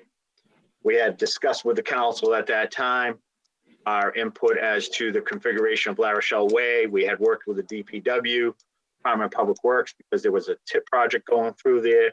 We had worked with the development of that area. And then this same, well, not this council, that sitting council, last sitting term council, and the former town manager then presented to the council a host agreement for a marijuana dispensary at the same location that we had proposed and that the council had accepted our recommendation to put a fire station at. We had a lot of discussion at the fire station building committee level about what the implications of that decision by council and the town manager and the signing of that host agreement would have on our preferred location. We had held off on a lot because a lot of the issues that we had were related to COVID-19, as well as awaiting the new town manager. Based on the discussions that we had with the new town manager, I'd like to thank Michael. He's only been here 2 months, and we all know the projects that he took place, but he's embraced this project well and worked closely with us more than in the past administration. So thank him for that. So based on all those findings, we had to come back and look at the Elm Street location. And we all knew that that location, given the area that it was in, had some definite drawbacks to it, and what potential other location in the town of Southbridge that we could possibly pursue would be. Having said that, a couple of people approached us, including former Fire Chief Laporte, had provided some information about possibly pursuing a location on Worcester Street in the area of Knight Chevrolet, that Henry Street, Worcester Street location. So tonight we are presenting to you based on our discussions as the Fire Station Building Committee. We have worked with our architect, and I can't thank them enough, Castle and Bose. They have embraced this project and have done a lot more work than originally they were signed on to do. They have been our partners with this. They will make this presentation. So with that, I'm going to turn this over to Deputy Chief Kulik, who will give a brief presentation to reiterate some of the findings that we had in the previous, not the whole detailed study that we had done in the past, but just to bring the community and the current sitting council up to speed as to the process that has been used and what our recommendation is to go to town council in the near future for a vote for us to proceed forward, because we have a 100+ year old fire station with size limitations that is definitely in need of replacement. So with that, I'm going to turn this over to Deputy Chief Hulick, and then we'll have an opportunity for any questions from council. So with that, Deputy Chief, welcome. Thank you, Mr. Chairman. Can everyone see the screen all right? Okay. Yeah. So I'm going to briefly go over some of the slides that we've looked at in the past. As Councilor Jovan had stated, that the council has changed over the time. The last year we were before you was about a year ago in late September. So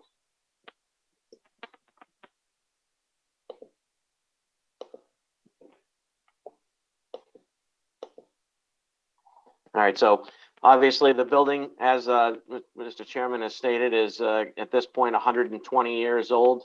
It was built in 1899 and has seen its service life.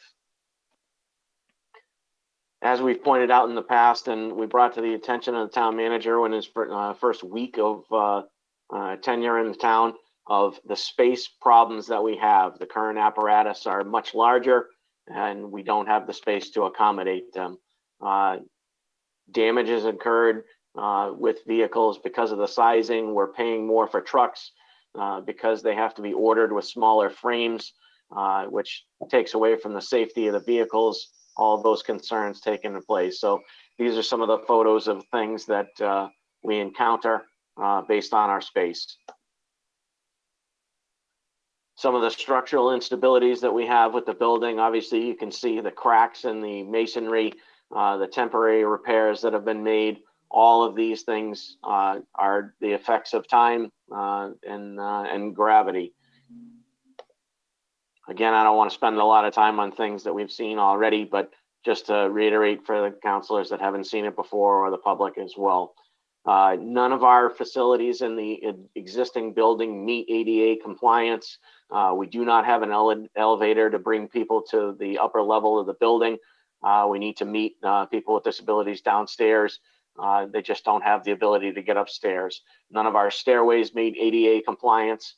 The shower facility that you see in that picture is the only shower for all of our employees. So when we have a multiple alarm fire, in some cases, we're trying to get 20 or more employees showered and cleaned and get carcinogens off of their bodies with one shower in a short period of time.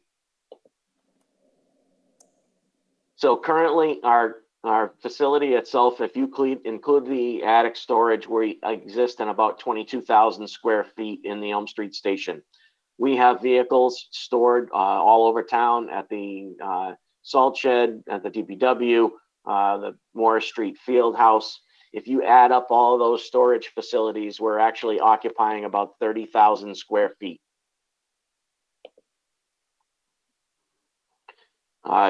In the past 5 years, we've done quite a bit of research on our needs for the facility. That turned into hundreds of hours of the former fire chief, myself, and design staff talking about the conceptual design and what the programming needs are for the department. And we came up with a concept design. A lot of what this was designed about, as I brought up, the cancer-causing products that we essentially have on us when we come back from a fire, is a lot of this is designed around deconning when we come back from a fire. So this was one of the layouts that allows us to decon as we walk through the facility, going from decon, dumping our laundry, having multiple showering facilities, and being able to walk out clean on the other side. The town has invested heavily at this point in cancer prevention for us. We use wipes on scene. The council has approved all of our employees to be screened for cancer, and which has been a great thing. And we're moving through getting all the employees done this year, and having cleaned multiple sets of turnout gear to utilize. So that's all taken into account. So the original design that we came up, this was actually the floor plan layout for the Marsh Ave site, which ended up being about 36,000 square feet. Like I said, we currently occupy about 30,000 square feet. And really all that we're looking to do is to put everything under one roof and then meet the ADA compliance and the things that we need moving for the future. So this represented about 6,000 additional square feet and the majority of that was allowing for ADA pathways and those types of items. So one of the things that we did have to look at was the possibility of an ad reno option, which would be the Elm Street location. As the chairman pointed out, this was a potential layout of what could be there, that it would fit the facility. In the end, this turned out to be about 34,000 square feet because it just physically could not occupy the same amount of space. It did involve taking some properties and is a significant cost increase over what the potential cost of a new facility would be. So can we physically make some space fit here? Yes. Is it going to meet all of our needs? No. So some of the things that we have here is that we would not end up with enough parking spaces, training area, maneuverability for the vehicles. There'd be significant structural things to overcome, and this pure fact of we just don't know what's inside the walls. So at this point, the estimates based on 2021 projections is that this option would be at least $4 million more expensive than completing a facility on the property. Just again to show that it physically could fit most of the square footage, reusing some of the spaces. Essentially, none of the current bays would be utilized for the apparatus. A couple of administrative vehicles would be put in, and then most of the space of the original building would be redesignated for other spaces. There would have to be an elevator put into the facility, and this also includes using the basement of our facility for the physical fitness room, things like that. And anybody that's ever been in our basement knows that we have mold issues, water, all of those things that would need to be overcome prior to doing that. Here's the second floor, which would be the living quarters and some of the other spaces. So yes, there could physically be the spaces, but it would not meet the efficiencies that we're looking for the amount of money that we're talking about for this facility. So the project costs, so this is projected through through 2021.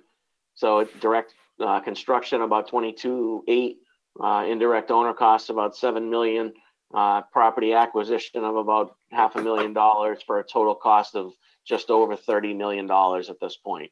Obviously, those numbers have been climbing since we've been coming to you with presentations.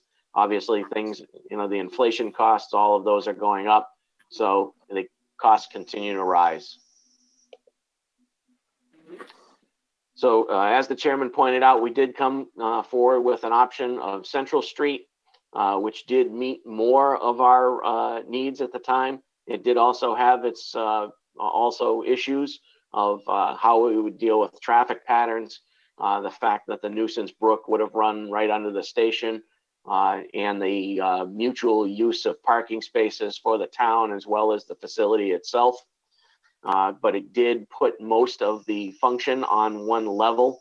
It put all of the firefighter living quarters and operational spaces on the same floor of the apparatus bay, which made things more efficient. But there was a second floor which would need the elevator and things of those nature. These were some of the potential drawings of what it may have looked like on Central Street. And last year's estimated cost was about $26.2 million. So again, significantly less than renovating the Elm Street facility while gaining more efficiencies and starting with a new project. So based on the vote for the host agreement, we went back to the table. We've met several times over the summer to take into account looking at other sites and what we might look at other options. And the Worcester Street site is what we've been working with. So this is a potential site plan for the Worcester Street site. It comprises about 5 individual properties, 3 of which fall under essentially one parcel. And then there are 2 additional parcels on Snow Street to allow for this to happen. This site ends up being about just under 2.4 acres. The facility itself is downsized yet again to meet the constraints of the property. So we're down about 10% total from where we started. This facility is about 32,000 square feet. And it's also moved the ancillary bays to a stick-built building on the property, which gets it at least where it's all on the same site, but not under the same roof, which allows for modular construction if we need to, of whether we just do footings and do it at a later time, or if we do it all as one project. This site plan shows some parking spots on the Snow Street side. We've since been working with Castle Bowes to move the public parking over to the left side of the facility, or the lower side of the facility, to the left of the building, to make it more accessible for the public. And we've made some strides there that it will all fit on the site. Again, here's a potential rendering of what it could look like under this design. That training tower in the front is multi-purpose for us. It does give us a full 80 feet of apron in the front of the building and an area to work behind. Here's another angle of it showing the ancillary building in the back for the trailers. Again, the parking spaces we would be moving to that left side of the building so that you can see it and be more accessible for the public.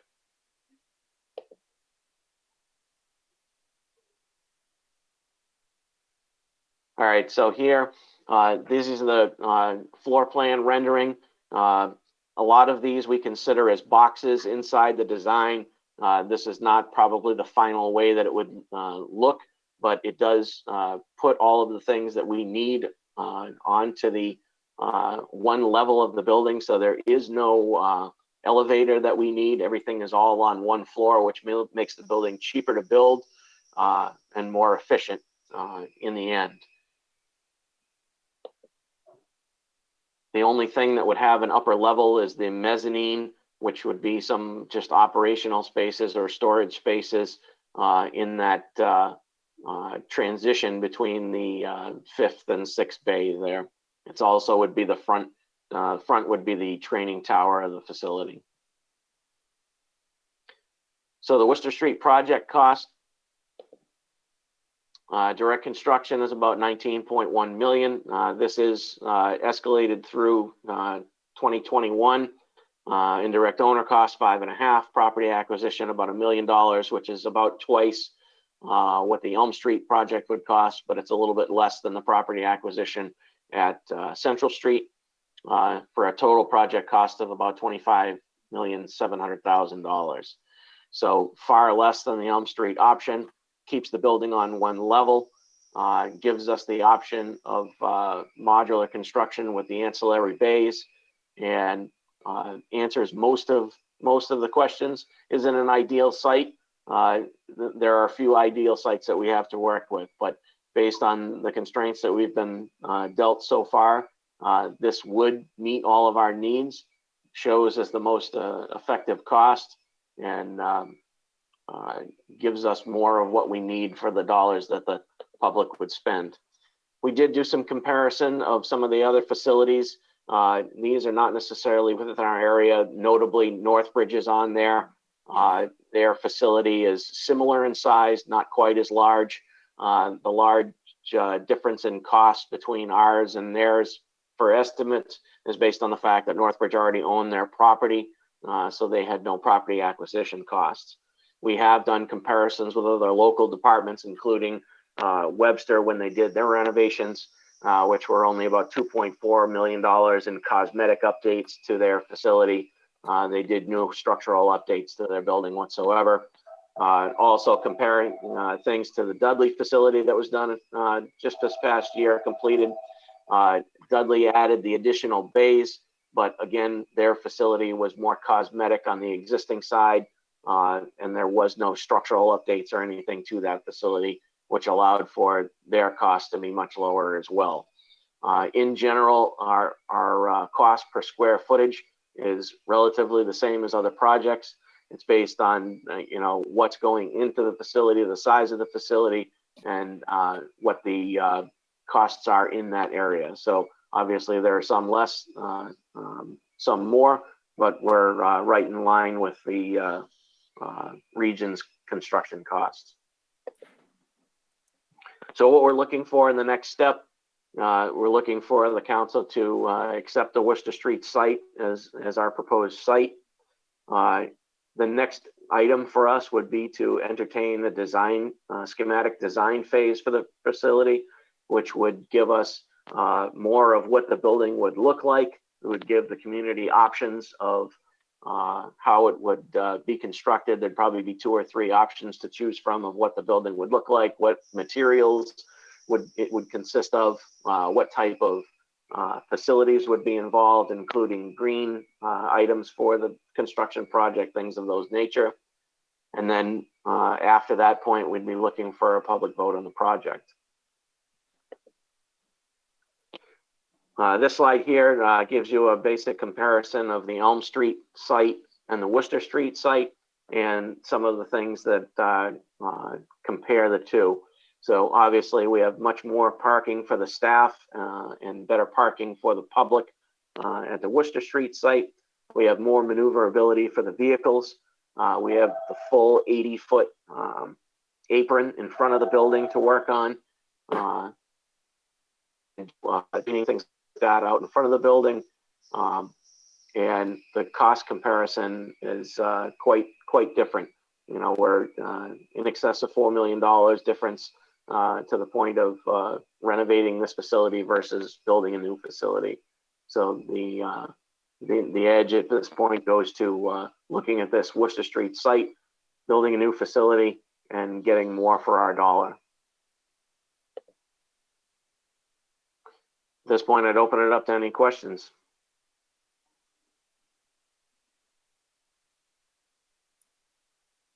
Thank you, Deputy Chief Hulick, for the presentation and the work that you have done on this project. We'll entertain questions again. The plan was to make this presentation so the council was aware of it and could reach out to the Fire Station Building Committee with any questions.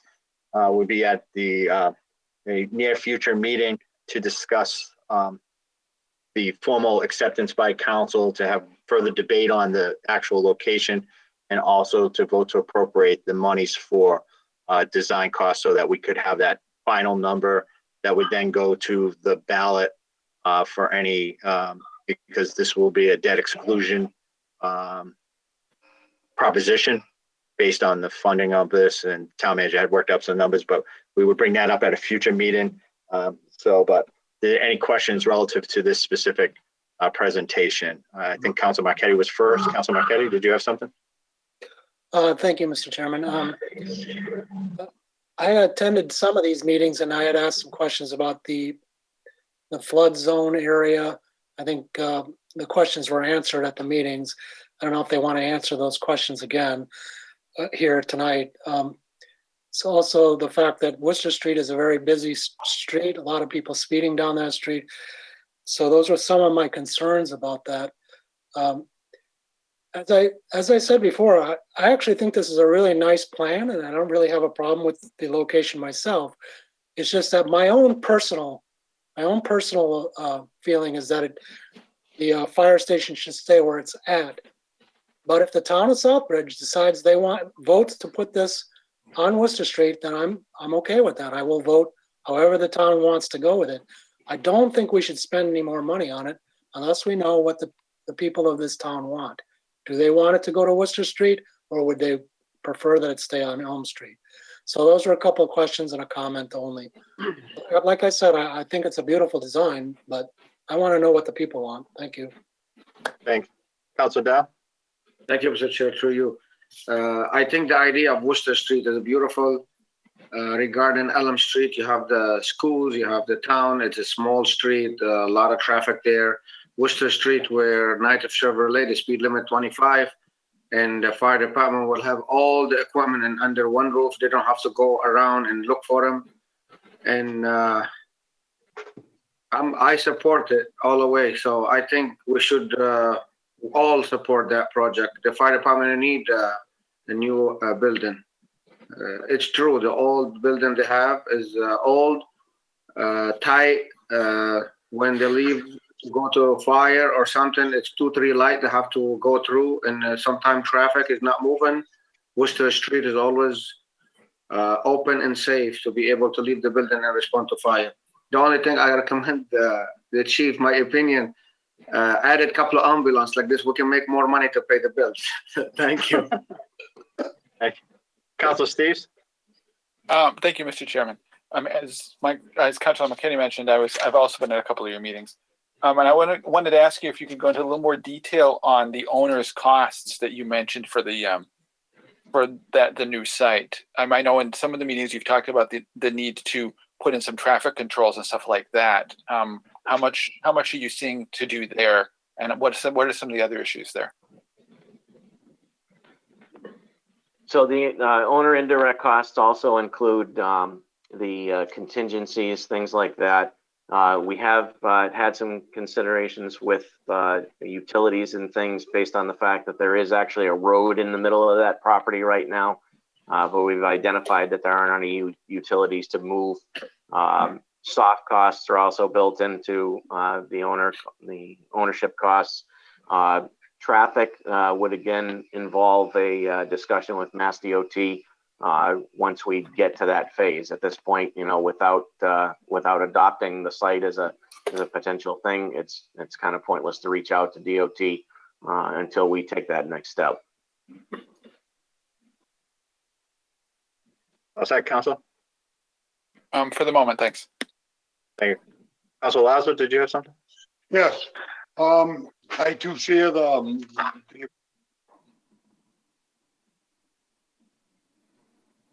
think you muted yourself there, Council. Just for openers, I just want the people of Southbridge to know, do nothing's not an option. Do I believe that we need 30,000 square feet? Do I think that that's the perfect site? I really think that, again, if we could put this on a ballot question, before we keep spending more money and more money, I think you would get a better feel of, I hate to see everybody wasting their time if the taxpayers are not palatable to spend this type of money on their tax rate. I too share Mike Marchetti's opinion of spending more money without getting some sort of feel from the voter. I will put this on the ballot, let them decide. It's their tax dollars. But when I see a presentation, and I do have a little bit of experience on building committees and stuff, land taking, and I'm sitting and looking at options, and we have a huge municipal parking lot behind our fire department and town-owned land. For me, I look and say, do we really need an acquisition at all on Elm Street when you own the park? And I know that we talked about it in the 80s of moving the monument to Main Street, which would free up that side of it. And then you have a municipal parking lot in the back, which I know with the elevation differentials leave a lot of potential. So I've always been of the mindset of leave the fire station where it is. I know you can argue the dollars and cents of what's going here and what's going there, and it's more expensive to do it a particular way. In some cases, I think that when you look at the equipment we have, I hear that the big double barrel not pump truck, but the fire apparatus that does not get around town. It doesn't have the mobility to get on certain parts of the street. It's a piece of equipment maybe we shouldn't have bought in the past. In the last blueprint that I saw on Central Street, although we're talking about getting rid of that piece, the building had the construction for that piece. So that made me question, have we questioned ourselves as a community, what equipment do we need in Southbridge to fight the one-day fires that we have? I have a lot of doubts. But again, do nothing's not an option.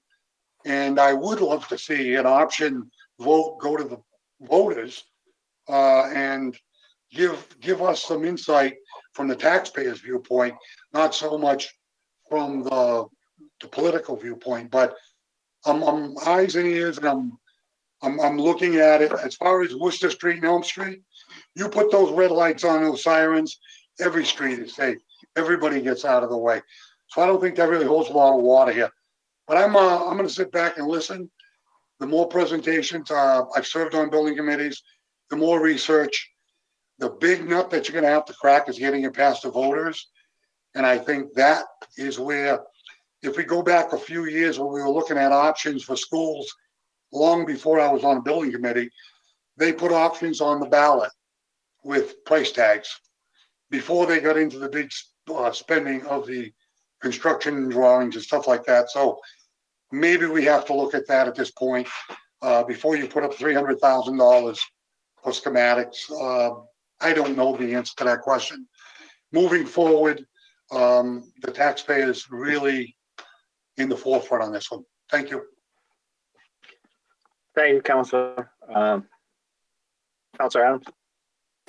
Thank you, Mr. Chair. Through you or to somebody who can answer it. Just a quick question, maybe because Councilor Lazo brought this up and Kenny brought this up.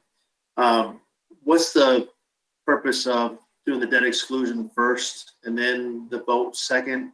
Could we do a vote first and then if that goes through, the debt exclusion second, so the taxpayers know exactly what they're paying for? That was exactly what I said. You'd have the vote first to appropriate $300,000 to do schematic design, so that you would know the good anticipated cost of the building with what the design would look like, and then you would bring it to the ballot for a debt exclusion vote for the whole project. That would be the process.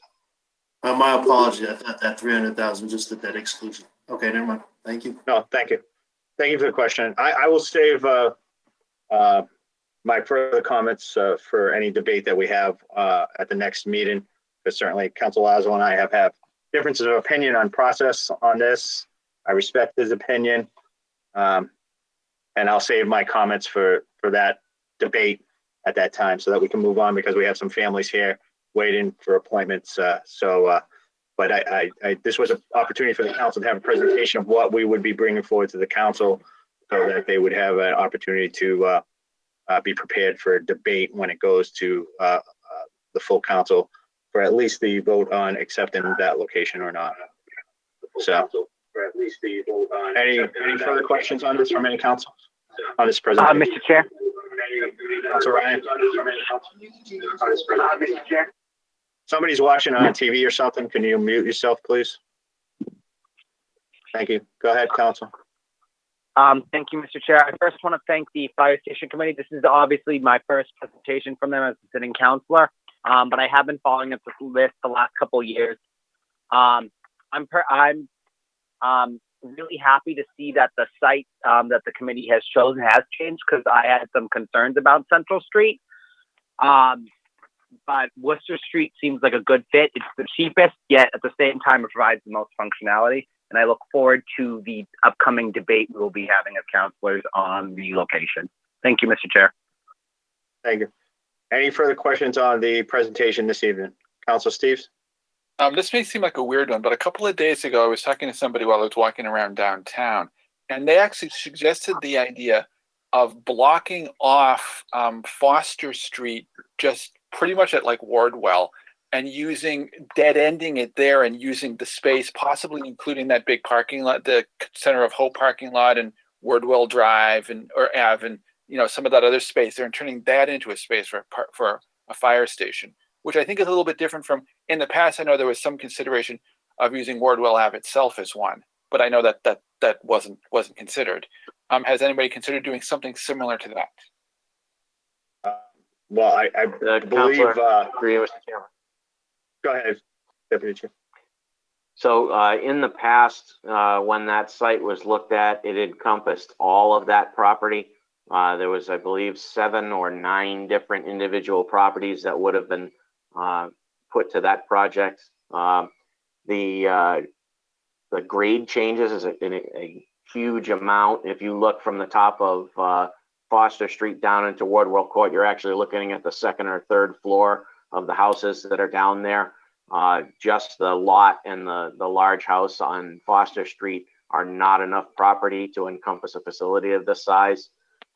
When we 2.5 years ago at this point drove through that area with our current architect, he said that just the earth that you would have to move to make it a level playing field would be an enormous cost.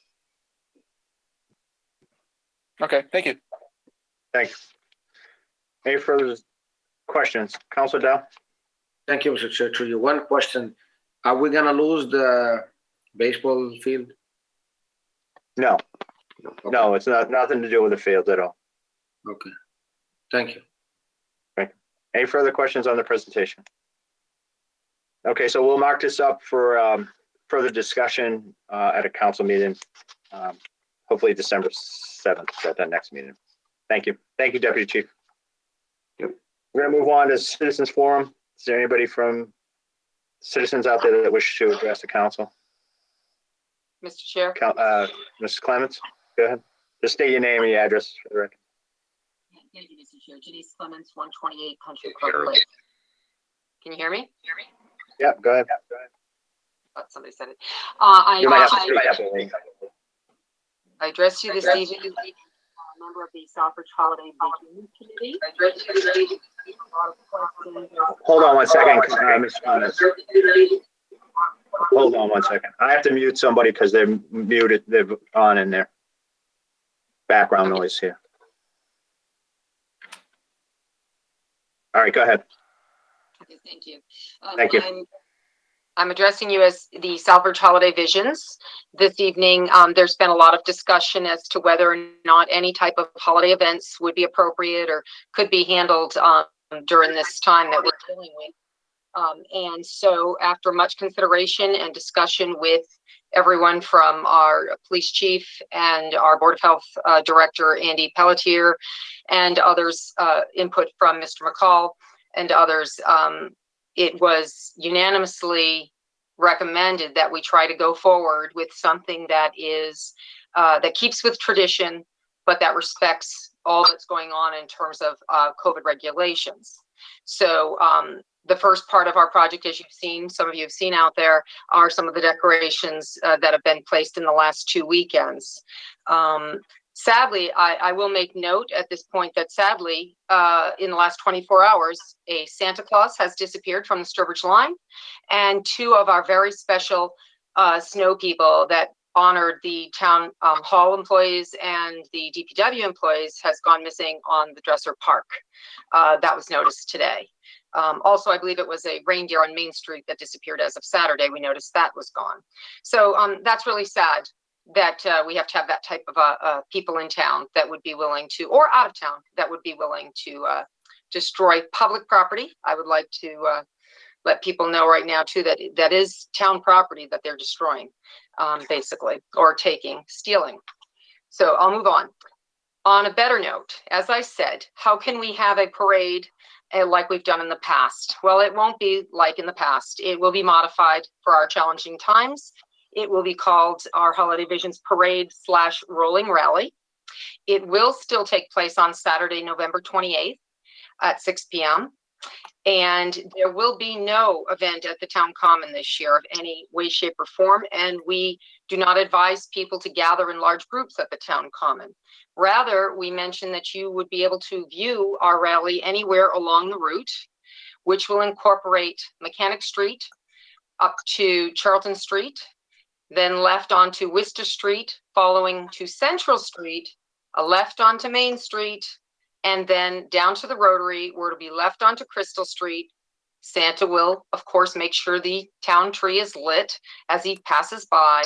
And then the rally will take a right onto North Street, where it will disperse by the conference center.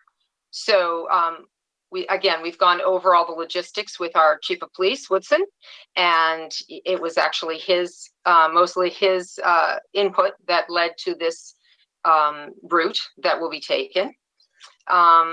We are asking that families follow all social distancing protocols, and they are encouraged to stay together and not to engage with large groups, and to obviously continue social distance and remember to wear their masks as mandated.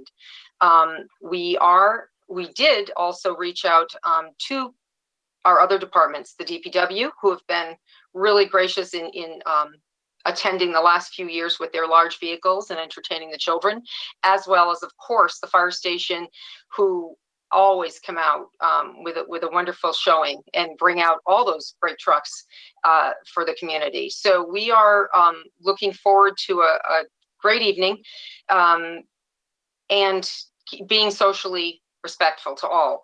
We are asking if you are interested in being part of this rally. For instance, you want to make a float, you want to be in your own decorated vehicle, that you reach out to myself, either by going to the Facebook Southbridge Holiday Visions page or emailing myself at southbridgeholidayvisions@yahoo.com, or calling. My number is listed pretty much everywhere. And letting us know that you want to participate in some way, shape, or form, and then we will have you pre-register. If you don't pre-register, you cannot take part in the rally itself, because we really need to know how many people, how many vehicles rather, will be lining up prior to the event. I'm trying to think. That's pretty much, I mean, we're, again, keeping it socially responsible and yet still keeping tradition here in the community was the goal that we're trying to maintain. And for those who are compromised, not healthy, don't feel well, don't come out. We're anticipating that Southbridge Cable will video this and then put it on their channel, on the Access channel for future viewing. And we are hopefully going to be able to live stream it as well. That's a work in progress, and we have less than 2 weeks to make it all happen. But we've done it in the past. We can make it happen again for this community on November 28th. So I thank you for your time this evening. If you have any questions or comments, feel free to ask me. Maybe I have the answers, and if not, I will get you the answers. So that's it. Yeah. Thank you, Mrs. Clements. Thank you for all you do with that. Look forward to this different type of celebration, but thank you on that. Mr. Allaire, Corey, I saw you on. Did you want to address the council? Let me unmute you, because you had some feedback there. So unless you can, there you go. Oops, hold on.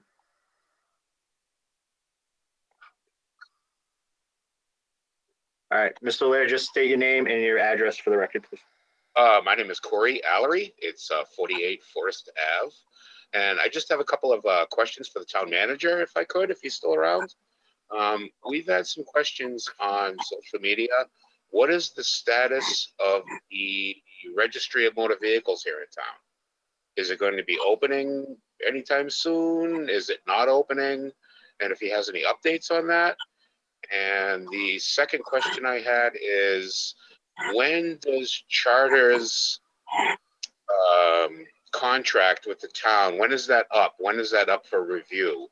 Because we hear from a number of people on social media again that they're having a lot of problems with cable, internet access, and people might think it's not so much of a big deal, but everybody on here in this meeting right now is probably using Charter. Everybody that's doing remote learning is probably using Charter, and there seems to be an awful lot of problems with it. And would there be a possibility of getting a different cable and or internet provider here in town? Okay, thank you, sir. Two good questions. I know the town manager has been working on both of those, so I'll let him answer those questions for you. Good evening, Mr. Allery, through Mr. Chairman, through you to Mr. Allery. So on the first one, yes, we are still working with the RMV, and I have a written understanding through emails with the gentleman, Jerry Covino over at DCAM, that as long as we are trying to work to bring the facility into compliance with the DPH standards, that they will sit down and negotiate with us to keep that building open and stay in Southbridge. First things first, though, we have to upgrade the HVAC system within the building so that we have a good inflow, outflow of air for COVID reasons. One of the good news is in the second round of the CARES Act funding, we did submit money for some of those improvements, and we did receive, I think, $25,000, some of which will be used in the initial part of doing the scope of work And we may not be able to get all of it used by the deadline of December 30th of 2020 for the installation, but at least we will get some CARES money to do that. So once we get that up, we can sit back at the table with the RMV, and the goal is to keep it here. I have mentioned it to our state representative in one of my prior meetings. I've also heard the will of the council, as well as many residents, that is very important, as well as Ms. Clemens on a prior night gave me the history of how that remained here in Southbridge. So I fully understand, appreciate that. So it's something we're working towards. With regard to charter, that again, that expired, that contract shortly after I got here, but speaking with the council that we have, we are in a essentially month-to-month relationship with that. And to your other point, charter, as I've come to understand it, is when a cable company puts in the wires and the infrastructure in the town, they generally have, for lack of a better term, they have kind of not the rights necessarily, but it makes it very difficult for someone else to come in and compete because they already have that infrastructure here. So, to get another cable company to come in to try and build the infrastructure and put it in place, and then to try and steal share from charter may be cost prohibitive. What you typically see in most communities is another competing source is Verizon, because they have a lot of infrastructure in place with the existing telephone lines. So in many communities, you will see either Comcast and Verizon or Charter and Verizon, but that's something that we can definitely look into. I am aware we have received some notification at Town Hall, often after the fact, that they were making changes either to the rates or closing the facility. I've talked to council, and they said that this has been commonplace in other communities that we're dealing with charter. One of the things that I did mention earlier to the council is I want to solidify who we're going to use as the town council in these negotiations, so we can get to work on that as quickly as possible to sit down and address these issues and see what can be done as we go forward to the lease, the contract for the next 10 years. So we are working on both of those issues, and I can continue to keep you apprised. You can always contact my office if you have specific questions. Okay. Thank you. Okay. Yeah. That's yeah. I've been hearing about this for. We've had the same cable lines outside the house for 25 years. Mm. And whenever we call about a problem, well, you have to get the lines replaced. Oh, by the way, you don't have the line service guarantee, whatever warranty thing. So this is what it's going to cost to get it replaced. I mean, my wife and I ourselves, and we maybe pay more than most, but we pay about $200 a month for cable and internet. Mm-hmm. And now that if we have a problem with our cable box, we have to drive to Worcester to return it. So, and I've heard from a number of people that it's basically they don't want to hear anything if you have any problems unless you have your checkbook in your hand. And it just seems like I can't see someone else not wanting to come in and assume, and I understand what you're saying, the cable lines, we've always had charter, I believe, in town. But that's kind of the problem, is they think they have us and we have no other choice. So, I mean, with the money the amount of money that people are paying in this town for cable and cable internet, and again, this isn't about social media. This isn't about watching HBO. This is, most people in this room right now are probably using charter. A lot of the kids in town are probably using it for remote learning. So it's kind of important. If you have a problem, you should be able to get a hold of somebody, call somebody, and have it taken care of without having to bust your checkbook out. There has to be somebody else that'd be willing to step in and take over the service. I would think, maybe not. All right. Thank you, sir. We'll be working on this issue through the town manager's office, and we welcome your input. So thank you. Thank you. Anyone else wish to address the council? The mess behind you was very embarrassing. Let me just mute that for a minute. There you go. All right, moving on. Item 10, vote to confirm the appointment of Zachary Laverne to the Protection of Persons and Property Subcommittee effective immediately through July 31st, 2021, or until another member is appointed. State ethics training is in good standing. Is there a motion? So moved. Motion by Councilor Ryan, seconded by Councilor Dow, I believe. Are there any questions on this? This went to the PPP Subcommittee. Councilor Catroni, the recommendation through your subcommittee. That would be Councilor Lazo. Oh, Councilor Lazo, I'm sorry. Councilor Lazo. Yes, this recommendation from subcommittee was unanimous, and we're looking forward to working with Zach. Thank you. Any further questions?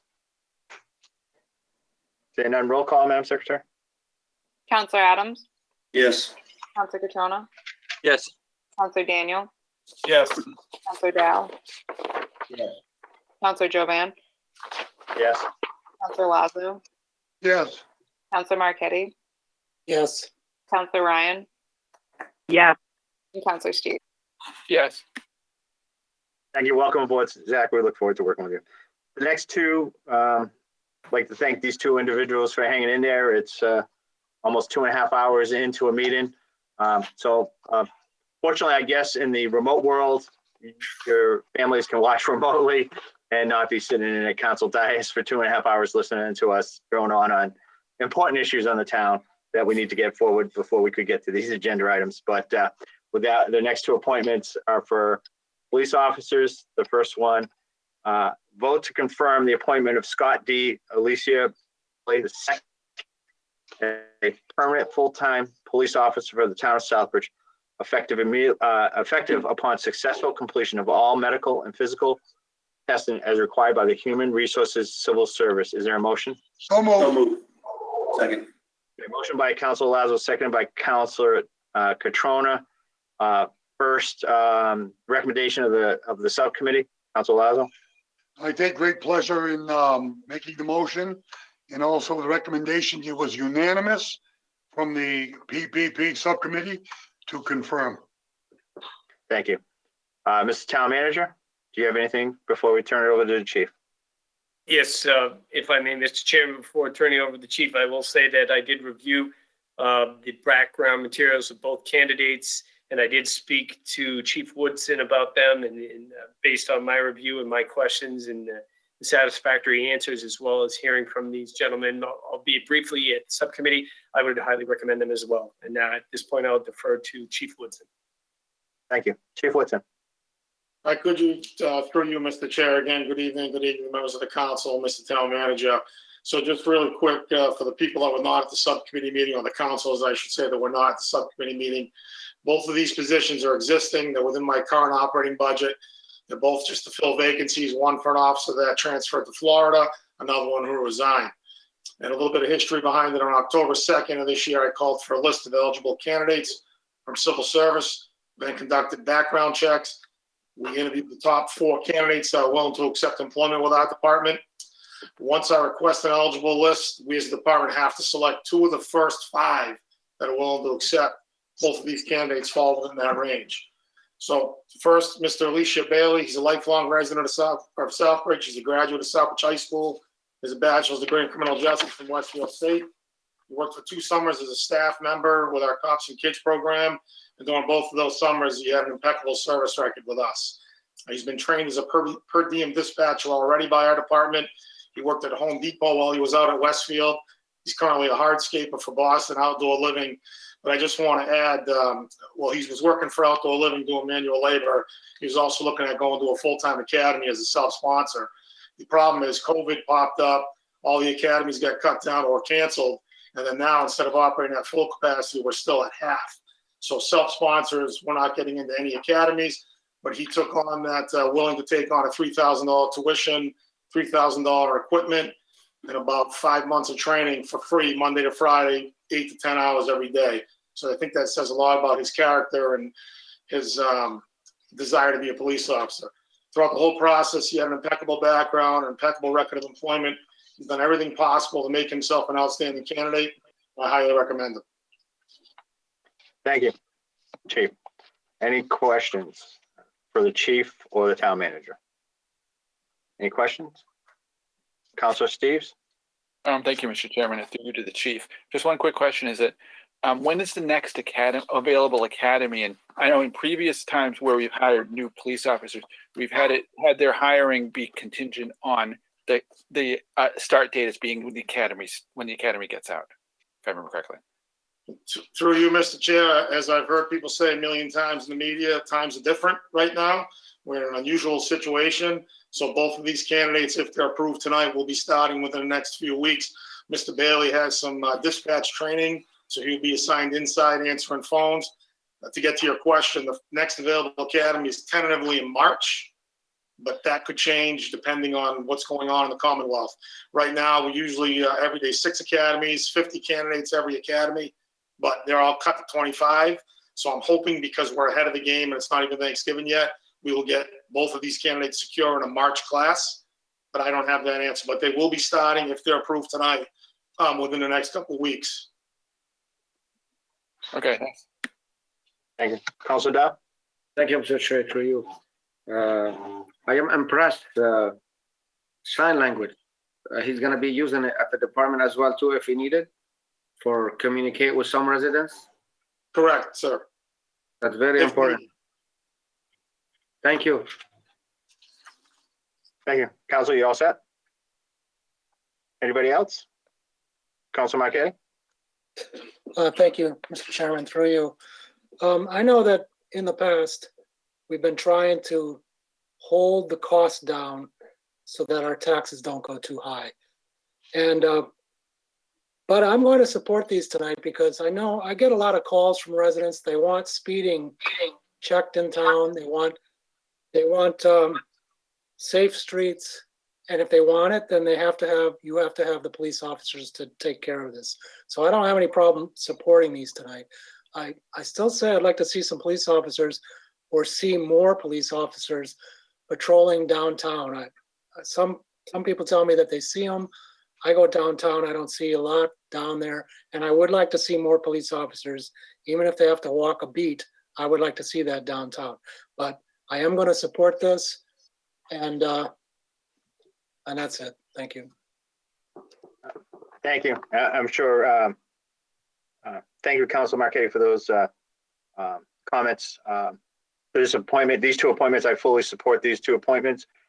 To the former speaker's point, the chief has been short-staffed for all 3 years that I've been on council. He's never had a full staff. Always seems to be chasing, trying to get people to the academy in the length of time. So I'm sure if he had the full staff, he'd be more than willing to put more people in those corridors.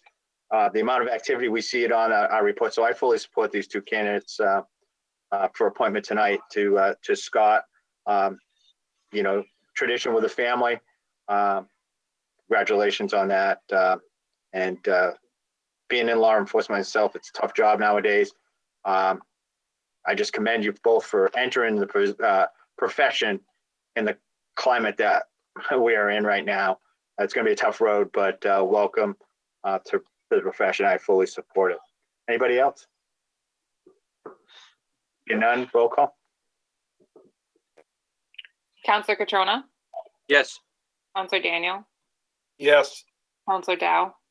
Yes. Counselor Jovan? Yes. Counselor Lazo? Yes.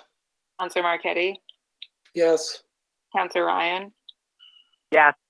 Counselor Steves? Yes. And Counselor Adams? Yes. Unanimous, all present. Congratulations, Scott. Normally we'd have you shake all of our hands. Is there anything you want to say before to the council or the community? Can you hear me? Yes, sir. All right. Real quick, I just want to say thank you to the chief, thank you to the town for giving me this opportunity to work for my community, my town. Thank you so much. Thank you, Scott. Welcome aboard. We look forward to seeing you on the street. Be safe. Thank you. Item 12, votes to confirm the appointment of Jacob Gardner as a permanent full-time police officer at the town of Southbridge, effective upon successful completion of all medical and physical testing as required by the Human Resources Civil Service. Is there a motion? So move. Second. Motion by Council Lazo, second by Council Catrona. Council Lazo, your recommendation from your subcommittee. Proud to make the motion, and the recommendation from Protections of Persons and Property were unanimous for the approval and confirmation of this gentleman. Thank you. Mr. Town Manager, did you have anything to add outside of what you said to the first candidate? No, I would defer to the chief. Thank you. Chief Woodson. Good evening again, and Mr. Gardner, who's here tonight, or at least remotely, is also a lifelong resident of Southbridge. He's a graduate of Bay Path. Back in 2015, he had took the initiative to attend the 372.5-hour Reserve Intermediate Academy at his own expense. That part-time academy is $1,800 in tuition, about $900 in equipment. He completed all this academy on his own dime, his own time, as you guys hear me say, and girls at every meeting. That's about 12 hours per week, and on some Saturdays for about 6 months. It says a lot about his commitment to becoming a police officer.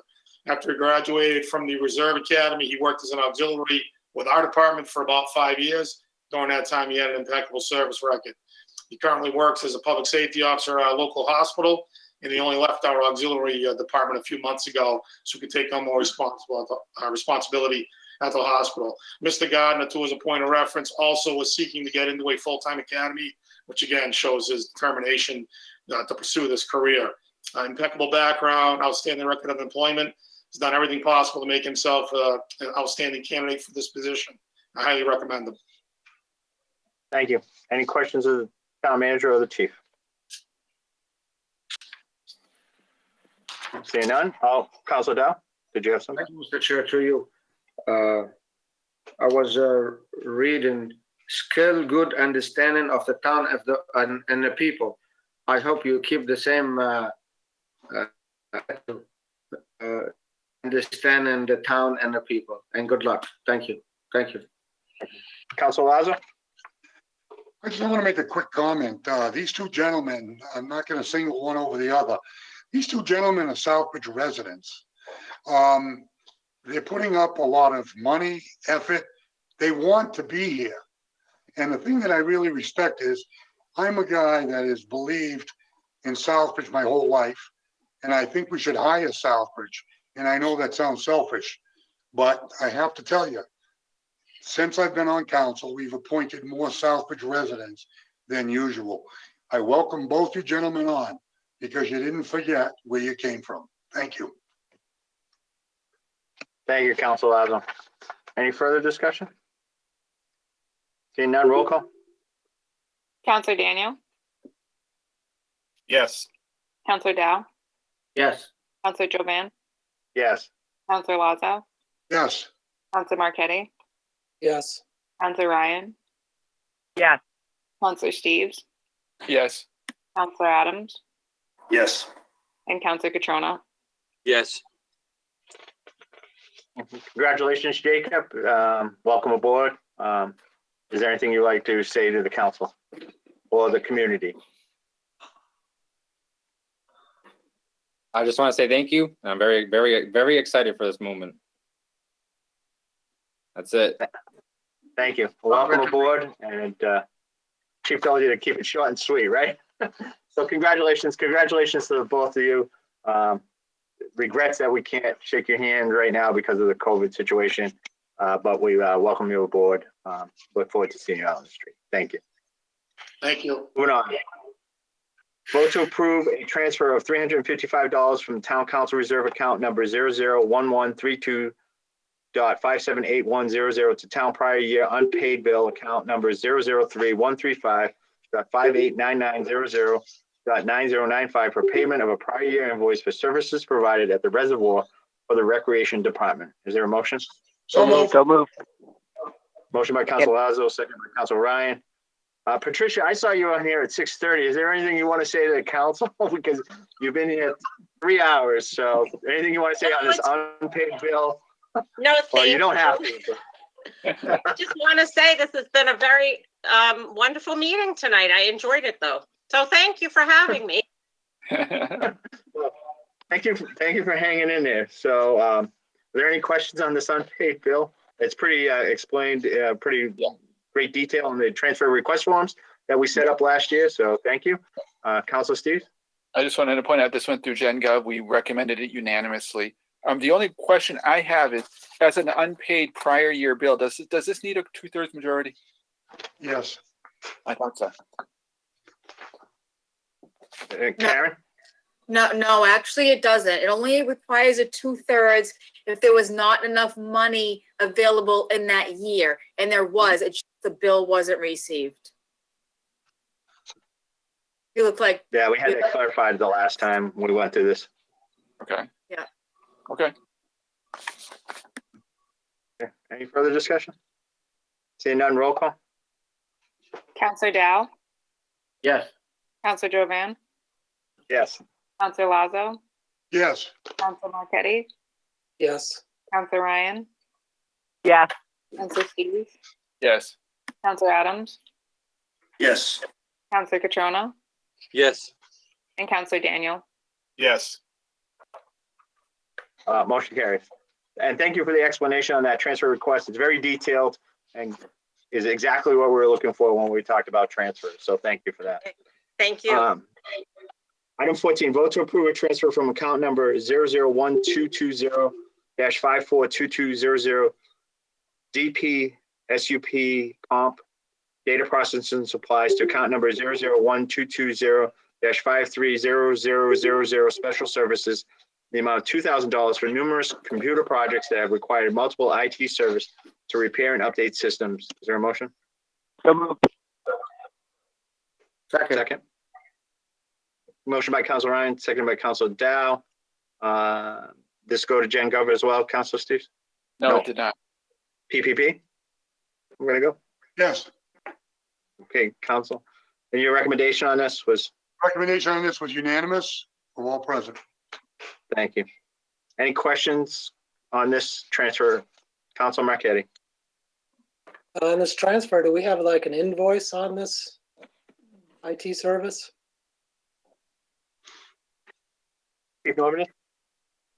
So yes, through the chairman to Council Marquetti, this is multiple invoices over the last 6 months. Our IT professional has been trying to work out fixing numerous software and hardware issues within the building. If you recall, there was been unfunded amounts of money to make the dispatch project move forward, which we have completed. Unfortunately, it did cost some many man hours to fix these routing directions from the fire station to the police station. Plus, we had a server issue, and also one of our laptops that we use in our ambulances actually had multiple failures. So it's unfortunate that this is the time of the year that we're already coming to do some transfers, but this account definitely has been used, and there are multiple invoices for this transfer that's needed. Thank you. Well, could we see those invoices? I don't see why not. We could tally up the entire amounts of things that were done and completed. I'm sure we can get those to the council for review. And if I might continue, who does this IT service? I know that we have a contract with a company called Global Data Systems, and we pay them quite a lot of money every year to perform IT services. And I mean, 50,000 this year, 55,000 next year, 58,000 in the third year. They don't cover the fire department. I just would like to know who's doing this IT service. So we have a vendor. It's Eben Elza. He has a computer business within town. He is very well versed in the processes of software processes that we use in our dispatch center. He's put together the entire infrastructure within the fire department, just like the other, even to include the police department. They have their own IT services. A lot of our information we have to keep secret because of HIPAA and Medicare rules. I'm not sure that we've ever used anybody else other than Mr. Elza within the fire department. I do not know if this new global company would even have the technology or the capabilities to repair our system, because with the specifications that we have of HIPAA and Medicare and all those things. All right, thank you. Yep. Councilor Steve? Yeah, I just got another question. The whole contract issue, I wasn't aware that this company was doing these things for the fire department, and you mentioned that there's another company. I don't know if it's him or somebody else doing it for the police department, but I'm assuming you have contracts with these people. those need to go through the council. I mean, we don't necessarily need to know the HIPAA details and that kind of stuff. We just need to know the contract, what they're doing. And we need to be able to approve those contracts. I have no contract with Evan Elza for repair services and IT services. I'm pretty sure that Chief Woodson does not have a contract with his person either. But these are systems that we have specialized people that know how they work, and they do the best they can with the information, and they put our systems up and running. It's definitely a system that needs to be kept secret because of the liabilities that could be let out if there was a release of information. So there are no contracts from our end. Thank you, Chief. Chief Woodson, did you have anything to add, or you also? Yeah, not to belabor the point, but we do not have contracts because of the cost.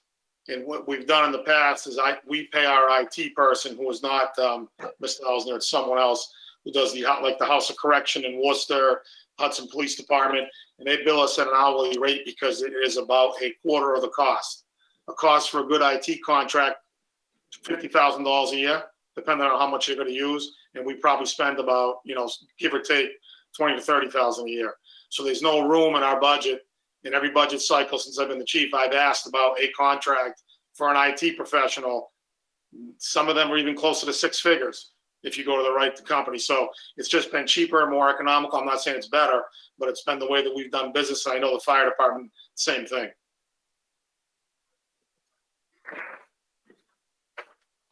Anything further? Any other questions? Seeing none, Councilor Dow. Thank you. So when you hire that person, you're not gonna have enough time to bring whatever you have to fix on the software to the council to be approved. That's why you hire him first. You didn't come to the council.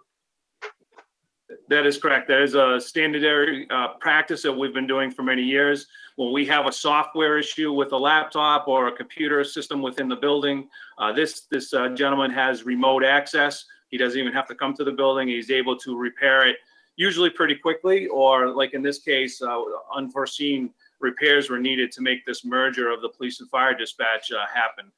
That's where the majority of these funds need to be transferred into this year. I can tell you, this is probably the first time that I've had to do a transfer into this account. Again, it's just because of the dispatch merger and getting everything up and running appropriately.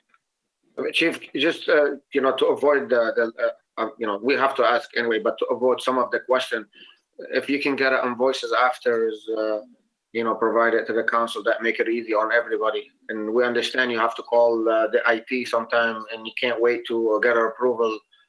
But I think if you provide after some invoices, that will help too. Thank you. Thank you. Councilor Lazo. I just thought maybe there would have been a budgeted item, but if it's an emergency where there's a unforeseen thing, I mean, we have to deal with it. And if this is the way we deal with it and it's legal, then let's get it done. Thank you. I do know this is in my 2 years. This is the first time this account has come. I am fully aware of being in constant contact with the chiefs about the IMC merger of data. That was a big push because of the dispatch, and that project has been finalized. So I think that was an unanticipated cost of that whole project, but I won't speak for them. But I think that was the case. So anything further? Seeing none, roll call. Councilor Jovan, Yes. Councilor Lazo, Yes. Councilor Marquetti, Yes. Councilor Ryan, Yes. Councilor Steves, Yes. Councilor Adams, Yes. Councilor Catrona, Yes. Councilor Daniel, Yes. and Councilor Dow. Yes. Motion carries. Item 15, vote to accept the CARES Act Coronavirus Relief Funds Federal Grant Round 2 in the amount of $893,662,000. Is there a motion? So moved. So moved. I'll go a motion by Councilor Catrona, second by Councilor Ryan. Mr. Town Manager, you have anything you want to say on this? Or on this? I know we've talked about I it would- before. So. Defer to Ms. Harnois if there's any questions. Any questions of Ms. Harnois about what this is for? Councilor Marquetti? Okay, thank you. Through you, Mr. Chairman, I would just like to know what is this money going to be used for? Karen? Sure. We applied for different categories of items for the round 2 of the COVID. Just as a summary, the town is about 211,000 of the total, and the school is about 683,000 of the total. The most significant items that we have in there is let's just talk a little bit about the school department has PPE. They can get reimbursed. That category is about 25% of the costs. They have cleaning supplies, which is 25%. They have school distance measures in the school, which is 25% of that cost. They have school distance learning, which is not eligible for FEMA, so they can get reimbursed 100% of that. Let's see what else they have.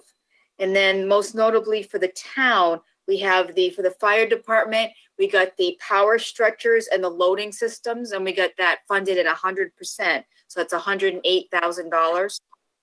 It's going to be for our fire department. We got reimbursed some unemployment costs and anything that we can put in for the CARES Act. You know, they're pretty liberal in the amounts as long as it qualifies for the purposes that that they allow. I'm not sure we'll be able to do that. We did put some money in for an upgrade for our town website. We're gonna have to see whether we can do that by the deadline or not. Or maybe there'll be a next round. We put in for some cable infrastructure so that if we were to have remote meetings, like we were having problems with remote meetings, and then we were doing, some people were there in the chambers, for a short amount of money, we should be able to hopefully take care of that issue. And then we have some fire department overtime. They're going to put on some extra shifts for the coronavirus. So those are the types of things that we were able to get money through the CARES Act. So we put in for $1.7 million. We were able to get almost $900,000 back. Thank you. Any questions? Thank you very much. In regards to the power stretches, I know the fire department had gone out twice for grants to Assistance for Fire grants. If you recall, the council had approved twice going out for that, and we weren't able to get that. So fortunately, we were able to get that. We were going to have to match money on that. So fortunately, we were able to get that. So that's kudos to that. The HVAC money also, I think, is in that CARES. Is that correct? For the RMV? Yes, you're correct. We actually did put 100,000 in there, 25 for engineering and 75 for the upgrades. But as was mentioned before, we'll see how much we can get done by the deadline of 12/30. So, yes. Any further questions on that? Thank you for all your work on that, Karen, and the department heads in seeking good, solid solutions. I know I talked to Cable Access earlier today about the hybrid. They had a good solution that other towns have used where we've talked about meeting the public body meeting in the chambers and then allowing for remote access. There's been other towns that have used a platform on that, and they're working to that solution. I'll go Council Lazo. Yeah, Gus had his hand up before me. Okay, thank you. Council Steve? I'll go after Gus. Thank you, Mr. Chairman. Thank you, Council Lazo. The one question I had is, according to the documents that you had in our packet, we're getting this $893,000, but the total amount of federal funds obligated to the sub-recipient, which I assume is Southbridge, is $1.03 million. Where's the rest of it? How come we're not getting the rest of it? Well, the amount, if I could, the amount is actually closer to, well, the total amount that was approved was almost $1.4 million. We got 140,000 in round one. We received 93,662 in round two. Okay, that's right. And then we'll see from there. Maybe we can apply for more. There's going to be a reconciliation period at the beginning of December. which we'll see what we spent because we had to estimate some costs, and we'll see if we can get a little bit closer at that point too. Okay, thanks. Council Lazo? Just a quick comment, Karen, thank you very much for coming in front of us. Every time that the questions are asked, it's always a straight answer. You never dance, and you're always straightforward with the truth. Thank you very much. You're welcome. Thank you, Council. Any further discussion? Council Dow? Thank you, Mr. Chair, through you. 25,000 for engineering, just for the RMV building. Mr. Town Manager? If I may, so if you recall, I updated the council a couple times. And we were trying to use our local HVAC contractor. First, we started with someone within the school building that came over and looked at it quickly. Then it quickly realized that we needed to get someone with more experience, given the size and scope of the project. We had been using a local contractor, and then given the nature of the improvements that it was going to have to deal with COVID and meet DPH requirements, they backed out. And so working with Heather, we were having difficulty finding someone. So we realized we were going to have to go to a larger engineering company such as Ty and Bond, someone along those lines, to scope out the project. And given that it's going to take quite a lot of work, and then the Mass DOT DCAM folks came back out when they were meeting with those folks and said they also want to expand not only the RMV building, but add on, there's a caboose structure that's adjacent to it. They wanted to add additional things in there. So from what they originally asked us, the project has grown in scope and size, and the requirements have. So we want to couldn't get a smaller firm to touch it because of the nature of the air handling has to deal with COVID and meet the DPH requirements. So that has led to the increase in costs. That's the best way I can explain it, Councilor. Thank you. Any further discussion? Seeing none, roll call. Councilor Lazo? Oops, Councilor Lazo? Yes. Councilor Marquetti? Yes. Councilor Ryan? Yes. Councilor Steve? Yes. Councilor Adams?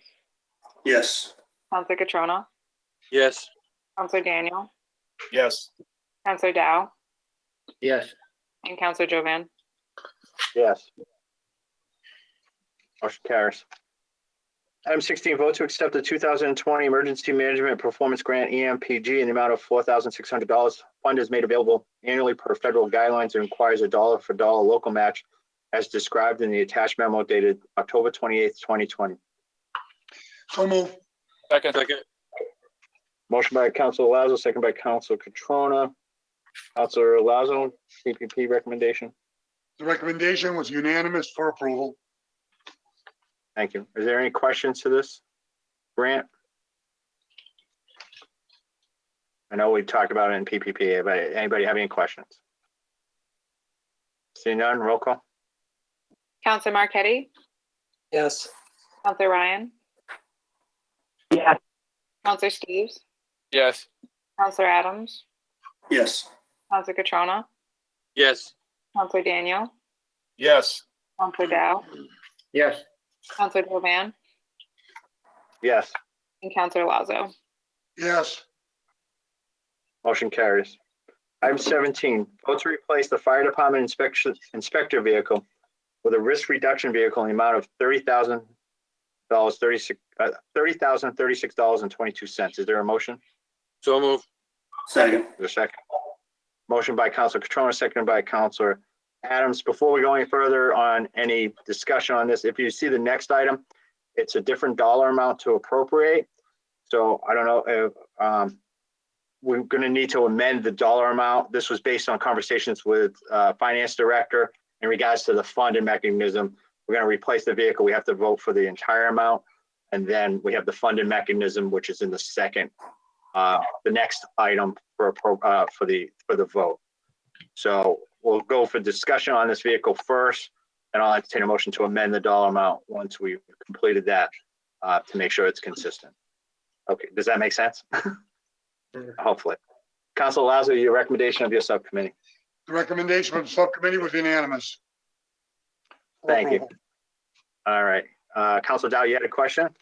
Thank you, Mr. Chair, to you. I did, I was going by and I see the inspection with the vehicle and catch my eyes, it's all rotten on the bottom. If he came to me to do inspection, state inspection stickers, I would not pass it because all the fume and all that will go in the vehicle, will cause dizziness and pass out. So I wouldn't pass that car for any reason. So I think we should support that new car. Thank you. Thank you. Any other discussion? We had a conversation at PPP, but any questions on the actual item itself? Councilor Marquetti? Thank you, Mr. Chairman, through you. Was there an appraisal done on this vehicle? Appraisal to what? What the value remaining would be, or what the Well, the car what do you mean was by the involved- appraisal? The car was What's that? involved in 2 accidents, I believe, according to this report. Yep.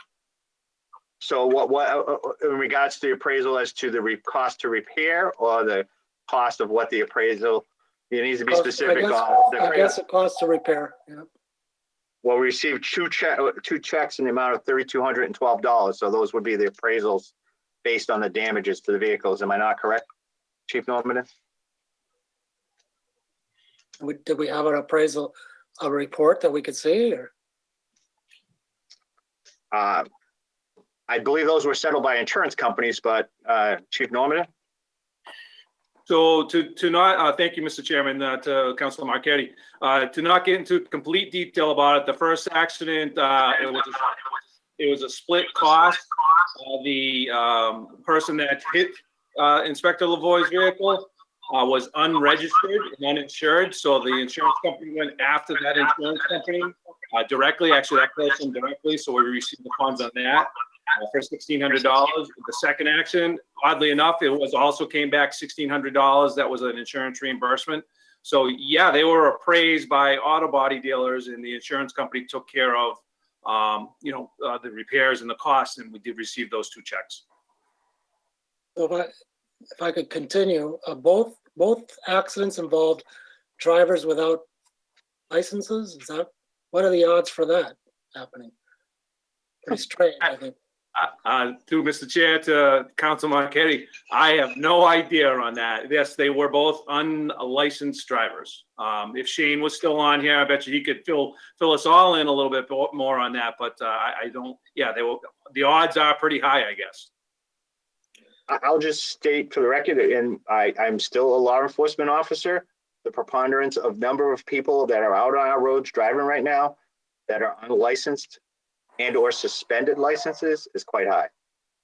I'll just state that. So now I'm looking at the report here, and the engine only has 58,000 miles, correct? So the engine is pretty good shape as far as I can tell.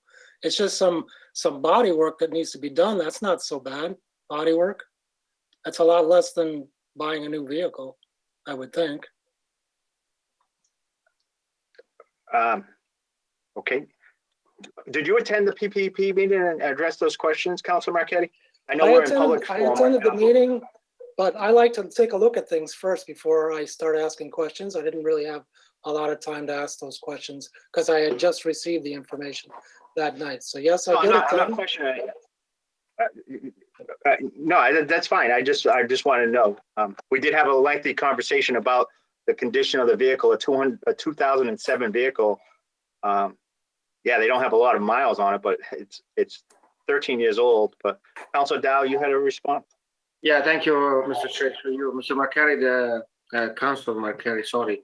Those vehicles doesn't travel out of town just to go out and inspect. That's why it doesn't have a lot of miles. But with the year and assault, again, the vehicle is all rusted from down there. Either if they fix the body from outside to look good, under the cabin and the body and the frame is rotten.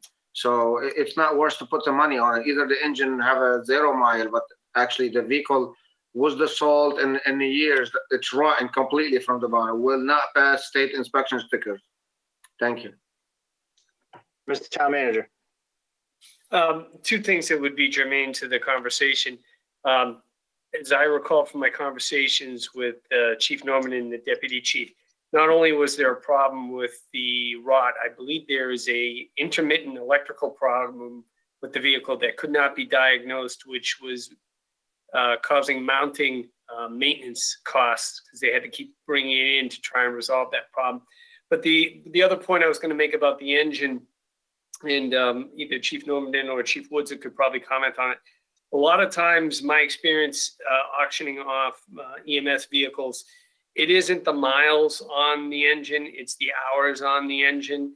And the nature of the work is oftentimes these vehicles are left running when they're in doing inspections or where they're at different scenes so that they can leave at any time, or because they have radios and other equipment on inside. So even though it might have 58,000 road miles on it, the engine may have the equivalent of 150,000 miles of use.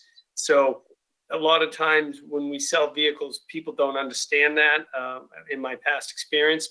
And there is a way to check. I don't know for this particular vehicle whether Chief Nolan could comment on it, but oftentimes an EMS vehicle, the low mileage isn't reflective of the amount of use that engine is or stress has gone under. Thank you, Chief. Council Lazo? I was very skeptical about going for a new vehicle. We had a pickup truck that was at the fire department that had low miles, and they said it was in tough shape, and I was sang a tune on the truck. Then when the truck got taken by the school department and they found out that it had the original spark plugs from when they purchased it, because we never serviced it, and they had one rusty rail under the bed, and it went in for a repair. And now it has a plow on it. It plows at the school district every winter. It's a vehicle. I want to bid it. If it was going to go out to bid, I would have bought that Ford in a heartbeat. I am more skeptical about buying new vehicles than anybody. But this one vehicle, I can attest, we can sell a lot of stuff on salesmanship on why to buy the new one and the mileage and the running time and everything. The bottom line is, and Joe Dow knows this better than I do, when you have a vehicle that has been in 2 accidents and you're getting the damage up to about $3,500, and you have body rot and not just the body, and I look at this vehicle, it is underneath, it's got issues. I've restored pickup trucks, I've restored vehicles for myself, and this is one that I would not tackle. This is one that I think should go by the wayside. Surplus, get rid of it. Someone will buy it for the engine because it is low miles. But the bottom line comes down to is I went a step further.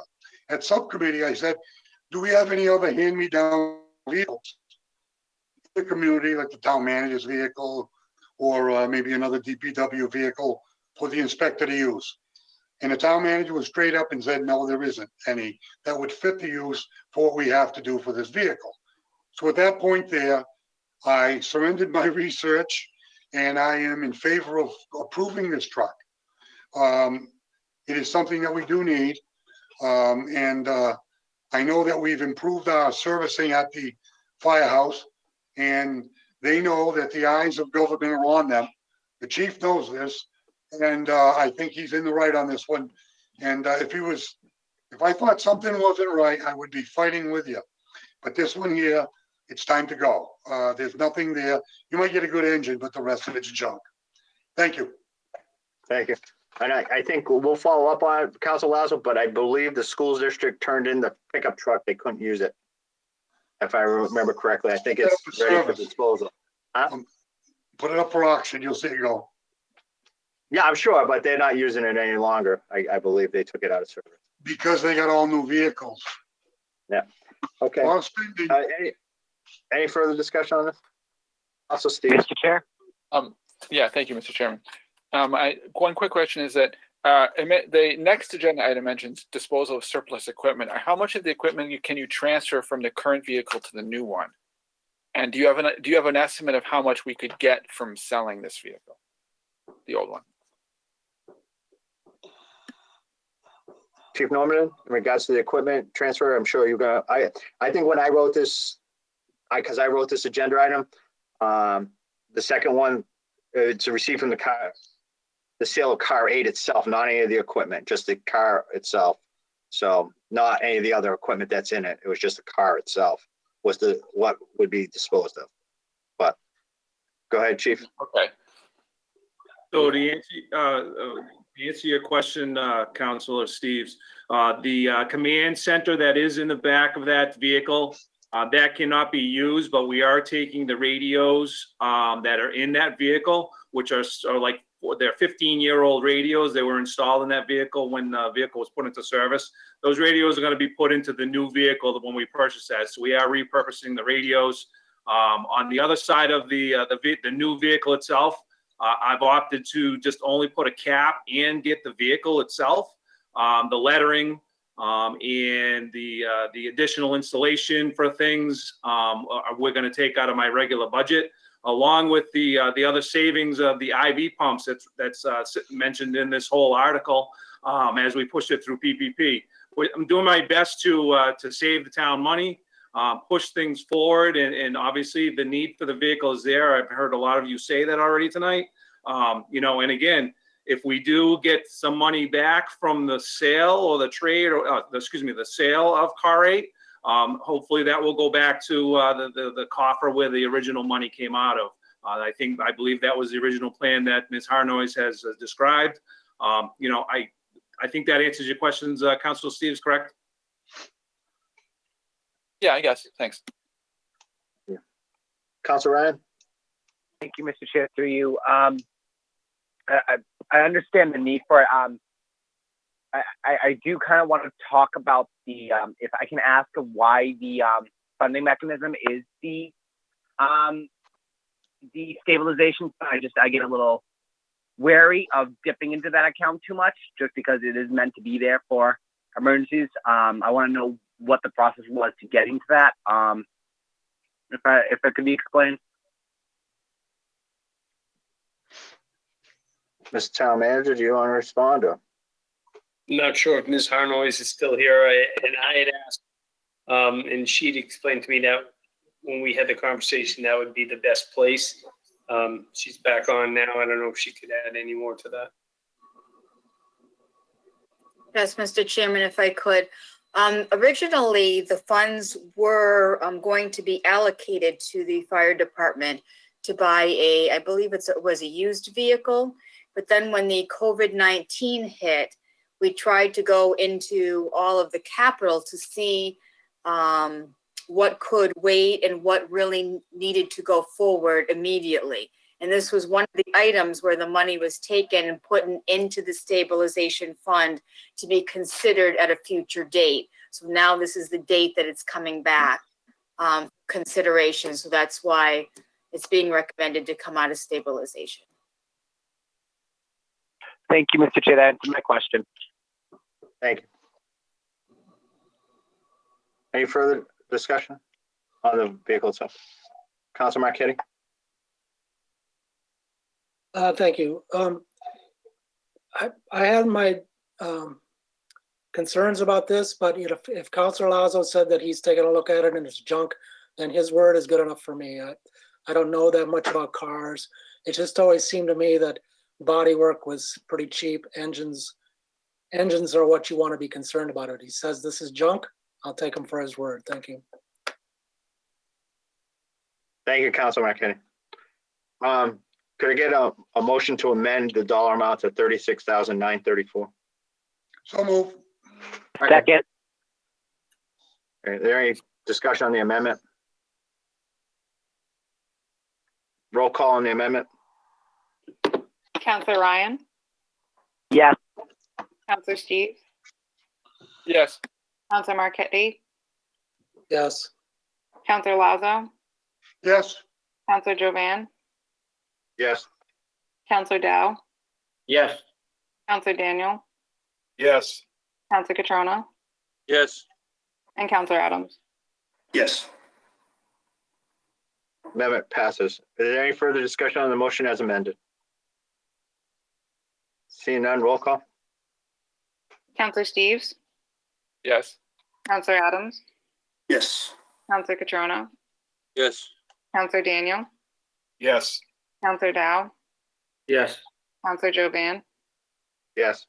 Counselor Lazo, Yes. Counselor Marquetti, Yes. and Counselor Ryan. Yeah. Motion carries. Item 18, vote to appropriate $36,934 from the stabilization fund for the purchase of a 2021 Ford F-150 risk reduction vehicle to replace the current fire inspection vehicle 2007 Ford Explorer Car 8, and to have the receipts from the following: exchange reimbursement of IV pumps in the amount of $3,685.71. Insurance proceeds from 2 not-at-fault accidents involving Car 8 in the amount of $3,212.07, as well as any funds received from the sale of Car 8 through disposal of surplus equipment upon replacement, be returned to the general fund for further appropriation. Is there a motion? So moved. Second. Motion by Council Catrona, second by Council Lazo. I think we've discussed this. I wrote that agenda item because I wanted to be very specific on the funding mechanisms to make sure that we articulated what the will of the council was. So is there any concerns with that? I think I conveyed the will of the council. Any further discussion? Roll call. 2/3 vote is required. Counselor Adams, Yes. Counselor Catrona, Yes. Counselor Daniel, Yes. Counselor Dow, Yes. Counselor Jovan, Yes. Counselor Lazo, Yes. Counselor Marquetti, Yes. Counselor Ryan, Yes. and Counselor Steves. Yes. Motion carries. Item 19, vote to declare a surplus the municipal box system that has been taken out of service and authorize the town manager to dispose of same. Is there a motion? So So moved. moved. Second. Second. Motion by Council Catrona, second by Council Steves. This is the fire alarm system. Is there any, I know we discussed the PPP. Council Lazo, do you have anything to add on this that you wanted to add? Yes, discussion was to put it out for surplus. I know that some of the councilors would like to see some local people if they're interested, because it's part of our memorabilia, so to speak, of the fire age of pole boxes. But it was unanimous to move it along and hopefully put it into town manager's hands to try and prioritize where maybe some of the local residents could end up with some of this surplus. Thank you. Thank you. Council Steves? The one thing I just wanted to add is to see if we could put one aside for the Historical Society. So kind of a permanent record. And also one question is, does this have anything to do with that big siren that's off on the pole off of South Street? What happens to that? Chief? You know what I'm referring to. So I believe that used to be part of the fire alarm system. So this is part of that. But I believe that siren is seized up and it has been used in many years. We probably should take a look at getting that pulled down before it falls down and lands on somebody. Now that you brought that up, I think that's something we should really look at, to be honest with you. That's Okay. historical. That would be possibly historically valuable too. So thanks. Thank you. Any further discussion? Any further discussion? Seeing none, roll call. Counselor Catrona, Yes. Counselor Daniel, Yes. Counselor Dow, Yes. Counselor Jovan, Yes. Counselor Lazo, Yes. Counselor Marquetti, Yes. Counselor Ryan, Yes. Counselor Steves, Yes. and Counselor Adams. Yes. Motion carries. Item 20, vote to ratify the agreement between the town of Southbridge and Danziger and Markov LLP to perform GASB number 7475 OPEB actuarial services for the town's post-employment benefit program as described in the attached agreement. Is there a motion? So moved. Second. Motion by Council Catrona, second by Council Lazo. General Government Subcommittee? Yeah, that went through us. It was unanimously recommended. It's basically just kind of catching up on the OPEB projects that we've been doing, the general review that we've had to do periodically, and in this case, if I remember correctly, this particular come on, Brent. This particular company had been the one who was not chosen last time around, but this time around it had five really good recommendations, and so Karen decided to do them. Thank you. Any further discussion? Any questions? Comments? Seeing none, roll call. Counselor Daniel, Yes. Counselor Dow, Yes. Counselor Jovan, Yes. Counselor Lazo, Yes. Counselor Marquetti, Yes. Counselor Ryan, Yes. Counselor Steves, Yes. Counselor Adams, Yes. and Counselor Catrona. Yes. Motion carries. Item 21, vote to accept the Recycling Dividends Program, RDP grant in the amount of $11,000 awarded through the Sustainable Materials Recovery Program to be used to support recycling programs in the form of equipment, recycling services, or recycling staff. Is there a motion? So moved. Second. Second. Motion by Council Steve, second by Council Lazo. Council Catrona, subcommittee report. Yes, this was unanimous of all present. Thank you. Is there any questions in regards to this? We did have a very good presentation by Anna Smith and Mr. Pelletier at the subcommittee level. Thank you for that. Any further discussion? Seeing none, roll call. Counselor Dow, Yes. Counselor Jovan, Yes. Counselor Lazo, Yes. Counselor Marquetti, Yes. Counselor Ryan, Yes. Counselor Steves, Yes. Counselor Adams, Yes. Counselor Catrona, Yes. and Counselor Daniel. Yes. Motion carries. Item 22, vote to ratify the RDP contract, which is the Recycling Dividends Program contract and master agreement between Mass DEP for the Recycling Dividends Program in the amount of $11,000. Is there a motion? So moved. Second. Motion by Council Catrona, second by Council Lazo. Council Catrona. Again, this went through subcommittee. It was unanimous of all present. Any questions for Mr. Pelletier, the town manager, in regards to this contract? Seeing none, roll call. Counselor Jovan, Yes. Counselor Lazo, Yes. Counselor Marquetti, Yes. Counselor Ryan, Yes. Counselor Steves, Yes. Counselor Adams, Yes. Counselor Catrona, Yes. Counselor Daniel, Yes. and Counselor Dow. Yes. Thank you. Motion carries. Item 23, vote to ratify a 5-year deferred payment loan agreement totaling $12,264 with the property owner of 22 Hamilton Street for community development block grant funded commercial rehab to pay for signs in and on it. Is there a motion? So moved. So moved. Okay. Motion by Council Lazo, second by Council Ryan. Plan and Development Subcommittee. If there was voted on 4-0, this is for 3 signs, actually 2 signs and 1 awning in the back. 22 Hamilton. The amount of $12,264. Some of the questions that were raised on this issue in the P&D meeting was if this was a freestanding sign. If I'm not mistaken, it is not freestanding signs. Councilor Steves had brought up about the percentage on the side of the building, no more than 10%, and then also I believe it's 48 square feet total in diameter. I believe it was he brought up, and I believe Michael Julian sent off an email stated it was not and meets the bylaws for the signs.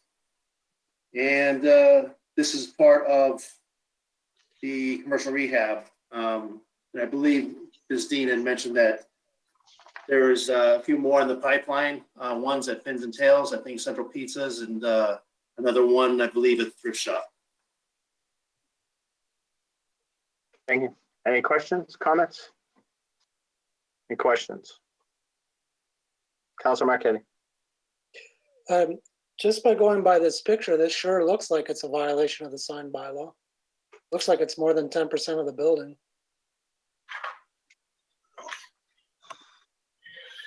I don't know who can answer that. Good evening, councilors. Hi, yes. Welcome.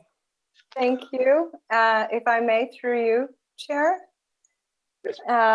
And so, as it was explained during the subcommittee meeting, the 10% is all of the, what would be east-facing faces of all of 22 Hamilton. So when you're looking at that, it's not just the facade where the laundromat sign is, it would also be the one that's set back, also facing east, the one off to the right with the faux brick, and then the taller, so that the totals are well beyond what would be a 10% sign. So Peg, just for clarification, that entire, so they're talking about the whole entire building facing Hamilton, is it, or facing that section that Correct. is included for that 10%? Correct. Okay. All right, so not just that one wall, it's the Correct. entirety of the building that faces that way? That's right. Okay. Any further questions, Council Marquetti? Did you have follow-up on that? Oh, that's all right. Thank you. Okay. Any further questions on this agenda item? Seeing none, oh, Council Dow? One question. Thank you, Mr. Chair, to you. Council Adam, it's a Pleasant Street included to apply for sign too, or no? So that is part of the Globe Village slum blight. Yes, but by all means, have someone check in with me. We can provide you the map of the slum blight districts, either the downtown or the Globe Village. Okay, thank you. You're welcome. Thank you. Hey, thank you. Any further discussion on this item? Seeing none, roll call. Counselor Lazo, Yes. Counselor Marquetti, Yes. Counselor Ryan, Yes. Counselor Steves, Yes. Counselor Adams, Yes. Counselor Catriona, Yes. Counselor Daniel, Yes. Counselor Dow, Yes. and Counselor Jovan. Yes. Motion carries. Item 24, vote to ratify the final negative change order number 5 in the amount of minus $1,765.76 to close the Central Street parking lot phase 1 contract with B&W Paving. Is there a motion? So moved. So moved. Second. Council Lazo, and I'll go Council Ryan. Councilor Adams? And this was also unanimously voted on 4-0. This is change order number 5 in the amount of a negative $1,765.76. This is for the B&W paving contract. And if you take a look, I actually sent it to you later on this evening, page 3 of 3. So it comes out to the reductions is $944.26. And that is from adjustable value, also DPW time and labor, $521.48. And concrete pavement, joint sealant credit of $300. Any other discussion on this? Just as close out of phase 1, that's it, right? Just phase 1? One down, 40. It'll be a phase 5 next week for Lazo. Peg, you inherited this project, so we can't hold you to it. So thank you for all the hard work you've done to try to You're very welcome. mitigate and close it out. You're welcome. Any other discussion on this one? Seeing none, roll call. Counselor Marquetti, Abstain. Counselor Ryan, Yes. Counselor Steves, Yes. Counselor Adams, Yes. Counselor Catriona, Yes. Counselor Daniel, Yes. Counselor Dow, Yes. Counselor Jovan, Yes. and Counselor Lazo. Absolutely. The motion carries with Councilor Marquetti abstaining. Item 25, vote to ratify the DHCD Amendment Number 8 with a fiscal year 2018 grant to transfer the remaining funds from 6E Construction Central Street Parking Lot Phase 4 for precise pavements contract with paperwork forthcoming and the final invoice and numbers, the 6A salary to cover additional CDBG coordinator salary. Is there a motion? So moved. So moved. Second. I'll go Councilor Catrona seconded, and I think it was Councilor Lazo. Go, Counselor Adams? This was unanimous as well, 4-0. Some of the questions on this was Peg actually gave a great explanation on this, is that Councilor Steves had brought up back in, I believe, October 19th town council meeting. What do we do with this extra funds, if there are any extra funds from this fiscal year 2018 grant? And I believe it was, correct me if I'm wrong, Peg, it was Kevin Blakely who mentioned wait until the actual contract is over. Well, the contract for this isn't over until the middle of December. And basically what's happening here is she wants us to approve this at this point in time to be able to move it over to salary so we don't lose this money. Now, and she said it's a simple journal log that she could put in there. Now, that being said, Councilor Steves had brought up about padding any type of salary accounts or anything like that. What she did state later on was that next year, you could actually take this extra money and move it back over to construction or I think other activities as well. Let me know if I'm wrong on that one, Peg. You're all. Okay. Any questions on that? All set? Everybody all set? I do have one more thing I did want to mention on here. I did ask Ms. Dean, once the contract is over and we receive the final amount that is due back to the town, that if she can mention that in the biweekly report at the town council meeting or subcommittee meeting. Thank you. Councilor Lazo? Yeah, just one quick not a question, but a comment for Peg Dean. Peg, in the sports world, they call a person that comes in to finish the closer. You're one hell of a closer on that parking lot. Thank you. Thank you. Thank you. And thank you for the great explanations in your memos that they're quite enlightening. Thank you for that. Any further discussion on this? Seeing none, roll call. Counselor Ryan? Yeah. Counselor Steve? Yes. Counselor Adams? Yes. Counselor Catrona? Yes. Counselor Daniel? Yes. Counselor Dow? Yes. Counselor Jovan?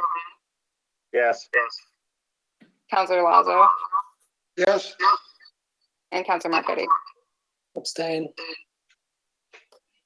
Motion carries with Counselor Marquetti abstaining.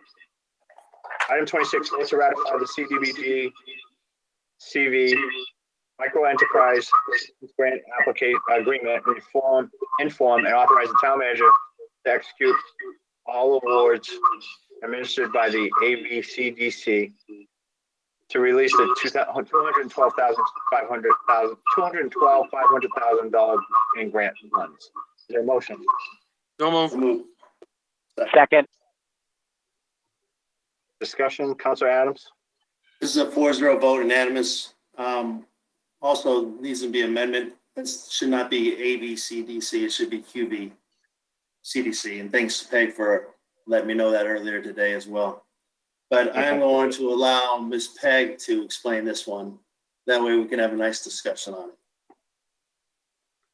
Okay, just for the future, Peg, and any counselors, when you have agenda items that have abbreviations, we need to spell those out. Part of the open meeting law that I've reviewed is not to use those type of, even though they may become familiar to us, the general public may not know what those abbreviations are. So we really should spell out any of those acronyms in the future, just for future use, okay? Duly noted. I tried out, but okay. So Councilor Steve, you have a question?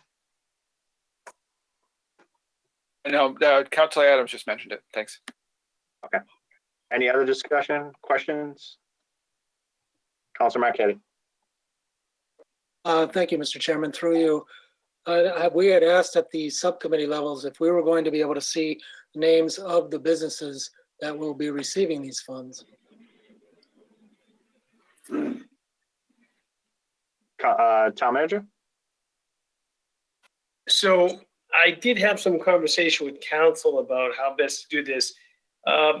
There is within Ms. Dean's memo, reference to a case that talks about the intimate details of highly personal nature. One of the suggestions was that whether or not we could have an executive session to discuss these contracts. And the response I got from counsel, one of our current counsel, is that absent one of the designated exceptions for executive session, which are listed by the Attorney General's office, you can't have an executive session. For instance, I couldn't talk tonight about the, unless we were going to hold it publicly, I couldn't have an executive session on the contracts with regard to charter or the intermunicipal agreements. And I don't see an exception that would allow us to have an executive session to talk about these individual agreements. So I don't know that we can do it in an executive session. And I thought that was part of the question, to avoid talking about the individuals in public. One thought was executive session, and I don't think we can do it that way.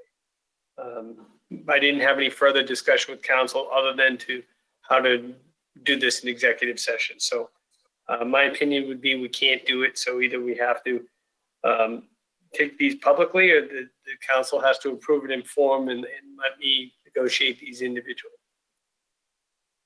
Could I follow up, please? Sure. Go ahead, counsel. I don't really know why these have to be so secret. I mean, this is taxpayers' money we're using here. Can't imagine that somebody would not want us to know that they're getting COVID money. Everybody knows that everybody's hurting, and if they need the money, glad to help out. But I do think, because we're the ones voting on giving this money out, that we should at least know who's getting the money. How do we know that these are legitimate? I mean, there's just too many things that, I would like to know about before I vote on something like this. It is taxpayers' money, but that's all. Thank you. Just point of information, Mr. Chairman. Go ahead, Mr. Commenter. I may be mistaken, but I did not believe that this was COVID money. Rather, this was CDBG money, and that the applicants have to fall within a certain economic criteria. And I thought that was the privacy interest. Ms. Dean could correct me if I'm wrong, but Okay. Sure, if I may. So this is actually CARES Act money that comes through DHCD as a CDBG program. Councilor Marquetti is right that it's COVID money. The town manager is correct that the eligibility is based on the income, and that is the piece that is confidential, as I mentioned in the memo. And although we would love to be able to have everyone sign a public release, some kind of release of confidentiality that allows us to just make their name public, which would be the easiest way to address this, I can't guarantee that everyone would be willing to sign off to say that, yes, you can make my eligibility public. And so we have to err on the side of caution. I leave it to you if you want to see the redacted. You may be able to presume what the business is, but we would try to remove any identifying information to redact every application for you to be able to approve them that way. Or you just, as the manager said, could approve it in form and then have each one of the applications go through him directly. Thank you. Councilor Lazo? My question's answered. Thank you. Thank you. Councilor Steves? Thank you, Mr. Chairman. Through you to Peg.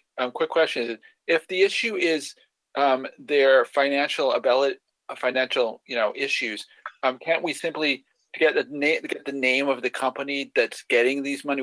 I don't personally care how much money they have, as long as we have a list of what, so we know that they're a legitimate business.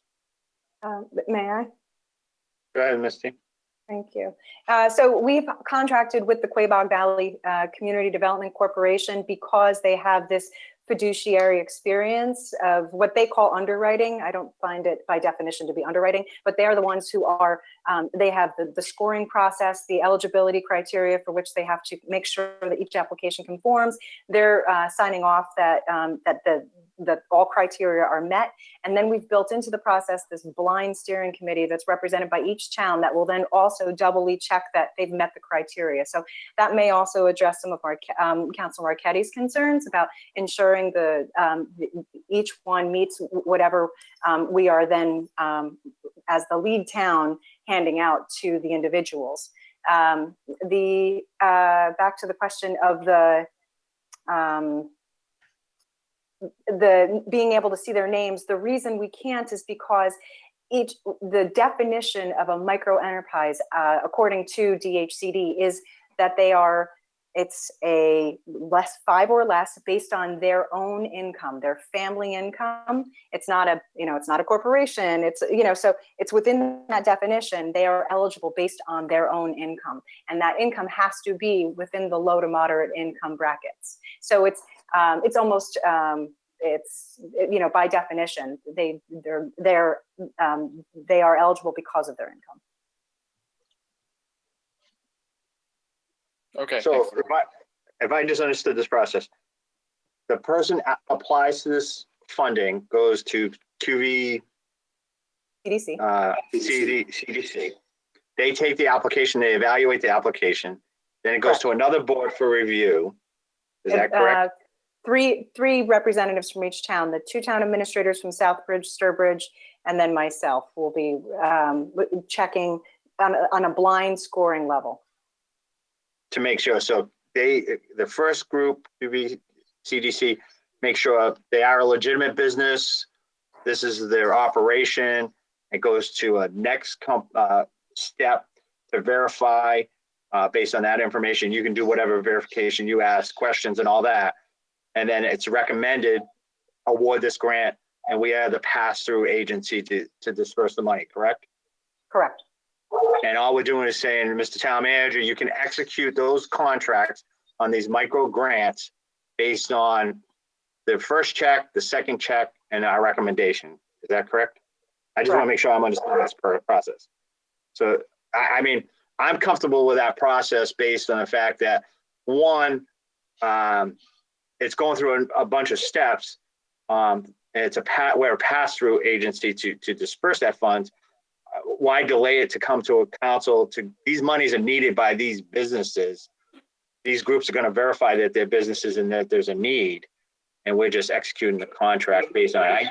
I'm all for oversight, accountability, but I think I'm seeing there is that in place. Am I wrong in that? You're correct. I am correct. Okay. Councilor Adams? Thank you, Mr. Chair. I guess the biggest question we had in there, and I made a recommendation to Rosemary before she resigned, was that bring this agreement to the town, to the P&D, to the town council, just to approve the form at the QVC CDC as ginned up for us. At this point in time, allowing the town manager to sign off on this agreement, cut the check, either through bi-weekly reports, through subcommittee, through town council, we get an update on how much money has been spent out of that $212,500, including CDC's portion of it as well. And I didn't see any problem with that whatsoever. So I'm in favor of this motion as is. And just, I have one more question, Peg. It's not just the town of Southbridge that these businesses, it's Sturbridge and Charlton as well, correct? Correct. All right, so, yeah, okay. Council Lazo? Peg, what do they call low to moderate income for a business during this process? I can send you the list of what those salary categories are tomorrow. Ours is based on the Worcester Metro number. And there are, it's based on your family size. So by all means, I can send it to all of you tomorrow. Thank you. You're welcome. Any further discussion? Any further discussion? Seeing none, roll call. Counselor Steves? Yes. Counselor Adams? Yes. Counselor Catrona? Yes. Counselor Daniel, Yes. Counselor Dow, Yes. Counselor Jovan, Yes. Counselor Lazo, Yes. Counselor Marquetti, No. and Counselor Ryan. Yes. Thank you. Counselor Adams, you have some follow? I do. I just want to mention what Councilor Daniel mentioned at the subcommittee.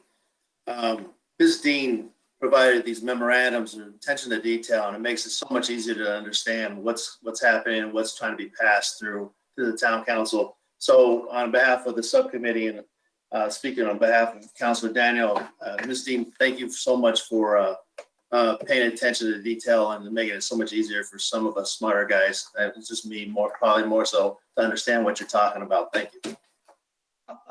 You're welcome. It's easier than having to explain it at 10:30 at night too.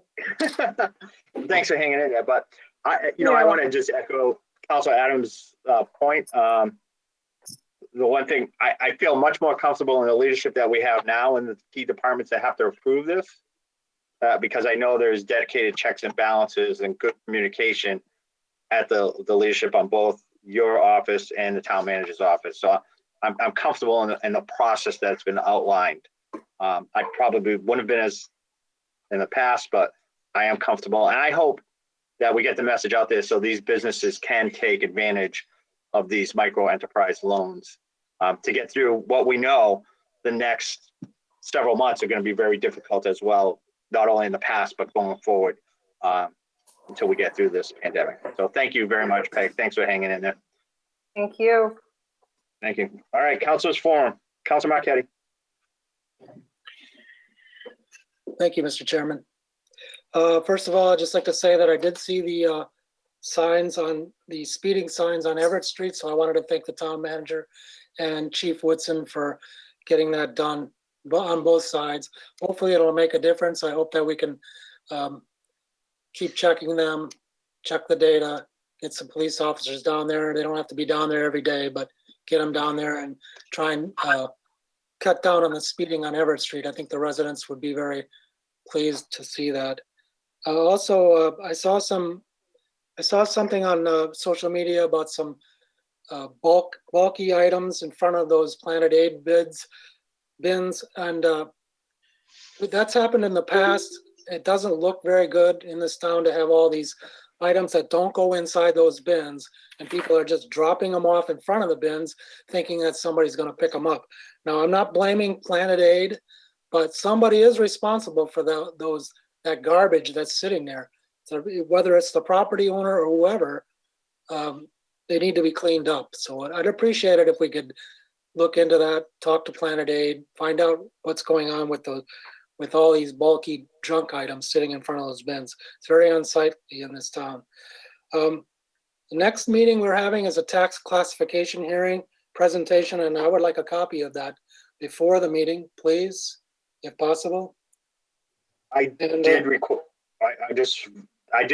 through the town manager's office when I spoke to Yvonne today. She has requested those materials from Will and Karen. I believe they're putting that together, and that would be in the packets for before the meeting. Thank you very much. I like a couple days to look at them anyway. Also, I've been getting some people who live at the high rise complaining to me about issues that are going on at the high rise. I don't live there.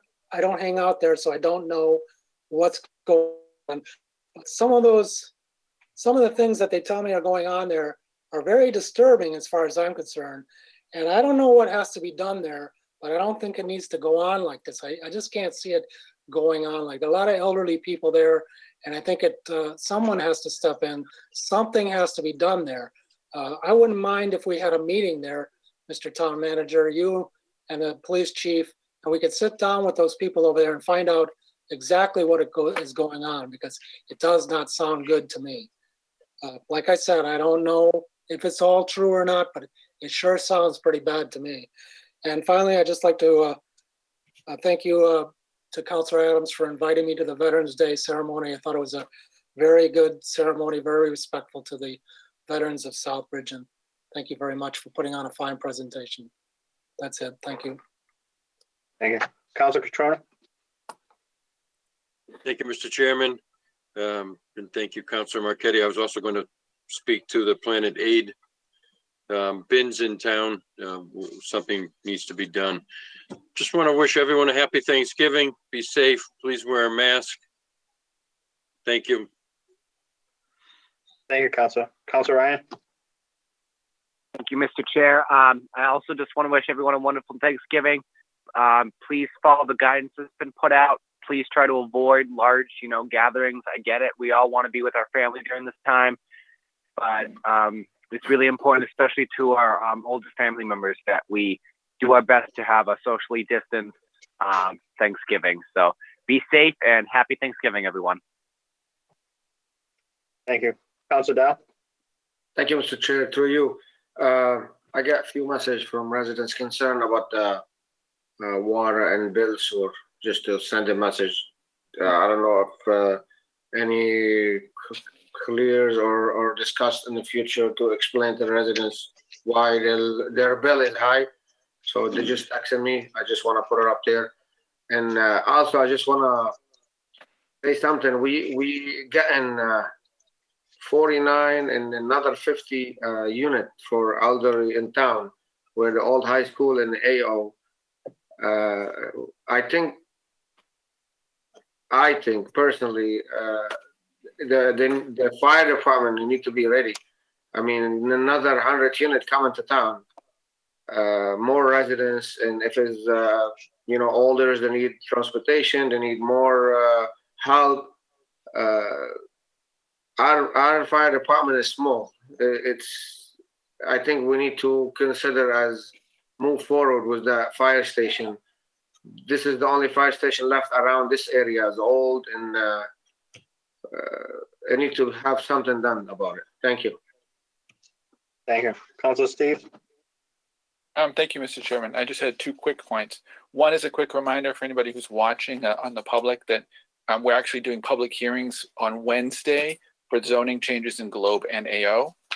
So if you're interested in those kinds of things, please attend there. That's also going to be remote. And the other thing I wanted to ask is a follow-up on what Corey Allery mentioned way back in Citizens Forum to see about the charter issues. Would it be possible to look into what it might take to do municipal broadband and or cable service and see how we might go about doing that? Because I mean, as he pointed out, there's been a lot of complaints about charter service, and they're not exactly the most friendly corporation to deal with for a whole slew of reasons. And the idea that all we would have to deal with is Charter and or Verizon and or Comcast, none of which are exactly local or friendly. See if we could maybe do something better and for our own citizens to have it be publicly owned and run by people that they actually know in the community, rather than somebody who's a faceless corporation from who knows where. So I just wanted to throw that out there. So thank you. Thank you, Councilor. Councilor Lazo? First of all, I'd like to thank Denise Clements and her family or her team of workers that put out all the Christmas decorations for the holidays. I'd also like to wish the town of Southbridge a happy Thanksgiving and be safe. This discussion with charter has been going on for years. I'm not sure. I know that I was on council when we purchased the water company, and they said we couldn't get that back either. I'm not sure if you can eminent domain lines. It's something we have to look into. It's time for, maybe we have to bite the bullet with the charter group or Spectrum or whatever they call themselves. They've changed over the years, but it's just not a good situation. And I don't like when someone tells me we can't do something. I really think that if you unify the council in the community, you can do anything in the positive manner for this community. And lastly, Mr. Chairman, maybe you can enlighten me on this, but I know we talked about it, but I just want to express my opinion on the evaluation of the town manager. I know we have to evaluate the town manager, but I have to say that I pay the kudos to the town manager in the short time that he's been here. And my point being, this man has batted cleanup for the previous manager. A lot of issues we discussed tonight were issues that should have been taken care of months ago under the previous town manager. And some even go back, should have been taken care of a year ago. And Mr. Chairman, you and I have talked about this privately in discussions, and I really think that this evaluation, that if we do an evaluation in this year that the manager has done, it has to be designed in a way that might be different than future evaluations on what this man has done on the cleanup detail of the mess that was left by the previous manager. So I think that as councilors, let's be open-minded. Without mentioning the previous manager's name, he upset me greatly in many ways. I often thought that Jack Jovan was the town manager, untying knots, or the previous chairman before him. So with that in the past, I'm a man that's looking for the future, and our manager that we have right here has done a job above and beyond the call of duty as the cleanup. And I know he will transition into his own legacy. But right now, he's got the mop, the broom, and he's cleaning up. He's doing a fine job, but I hope it reflects in however we evaluate him fairly. That's all I'm asking. Happy holidays to everybody. Councilors, enjoy. Thank you. Thank you, Council Lazo. Kind of upset that there's no Thanksgiving football game, Council Lazo. The big. I'm in mourning. I didn't want to bring that up. Not gonna be the same Thanksgiving. Council Adams. Thank you, Mr. Chair. Caveat of what Councilor Marquetti had brought up about those bins. I know if residents see that out there, they can call the Board of Health. There are fines, not only on Spectrum or whoever Planet 8, but also on the property owner because they have a lease between the two. Spectrum, I did reach out to the town manager about the same issue. I got a few phone calls and an email. So I reached out to Representative Durant and Fatman to see if they're having the same issues because they felt that a lot of had to do with the children staying home and having remote learning. I do know Senator Fatman's office plans on contacting Spectrum themselves to see if there's an issue statewide because of what's happening with the local schools. And lastly, there is besides the public hearing that's going on Wednesday, there's a public hearing for CDBG fiscal year 21 grant application and an overview of FY 18, 19, and 20 and the COVID CDBG funds. This year, what they're looking at is Crane and Main target area and our lighting security over at McMahon Fields for the CDBG FY 21 funds. So if you guys can make that, it's all remote at 6:30 on Thursday. Thank you. Thank you. Councilor Daniel. Thank you, Mr. Chair, through you. Just as a point of information, we were talking earlier about the disposal of the fireboxes. I believe that big yellow siren on South Street is not a fire siren, but I believe it's an air raid siren. And I believe there were 3 of them in town, and I can remember as a kid hearing them, and you could hear them all over town. I lived up on Denison Hill, and they were clear as a bell way up there. I'd also like to thank Councilor Adams for a splendid Veterans Day program. It was a little chilly, a little wet, but it was definitely a nice time. So I agree with Councilor Marquetti. It was a great presentation, and thank you very much. I'd like to wish the town of Southbridge a happy Thanksgiving. And even though there's no football in town, there will be football on TV. So stay safe, watch the football games, and make sure the bets are just fun bets.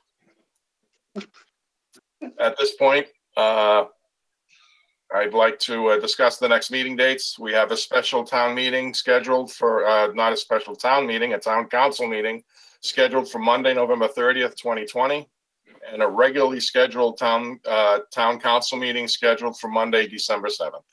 Thank you, Mr. Chair. Thank you. And I do recall those air raid sirens. You are correct. That is an air raid. And I lived on Highland Street, which was right down the street. Would never liked hearing that. With that, I'll entertain a motion to adjourn. So moved. Second. Council Ryan and second by Council Catrona. Roll call.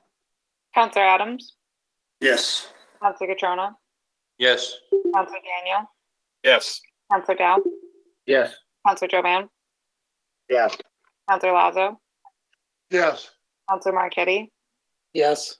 Counselor Ryan, Yes. and Counselor Steves. Yes. Thank you and have a good evening and happy Thanksgiving. Stay Good safe. night. Mr. Joe, Steven. Mr. Joe, Good night, this everyone. Conference is no longer being recorded.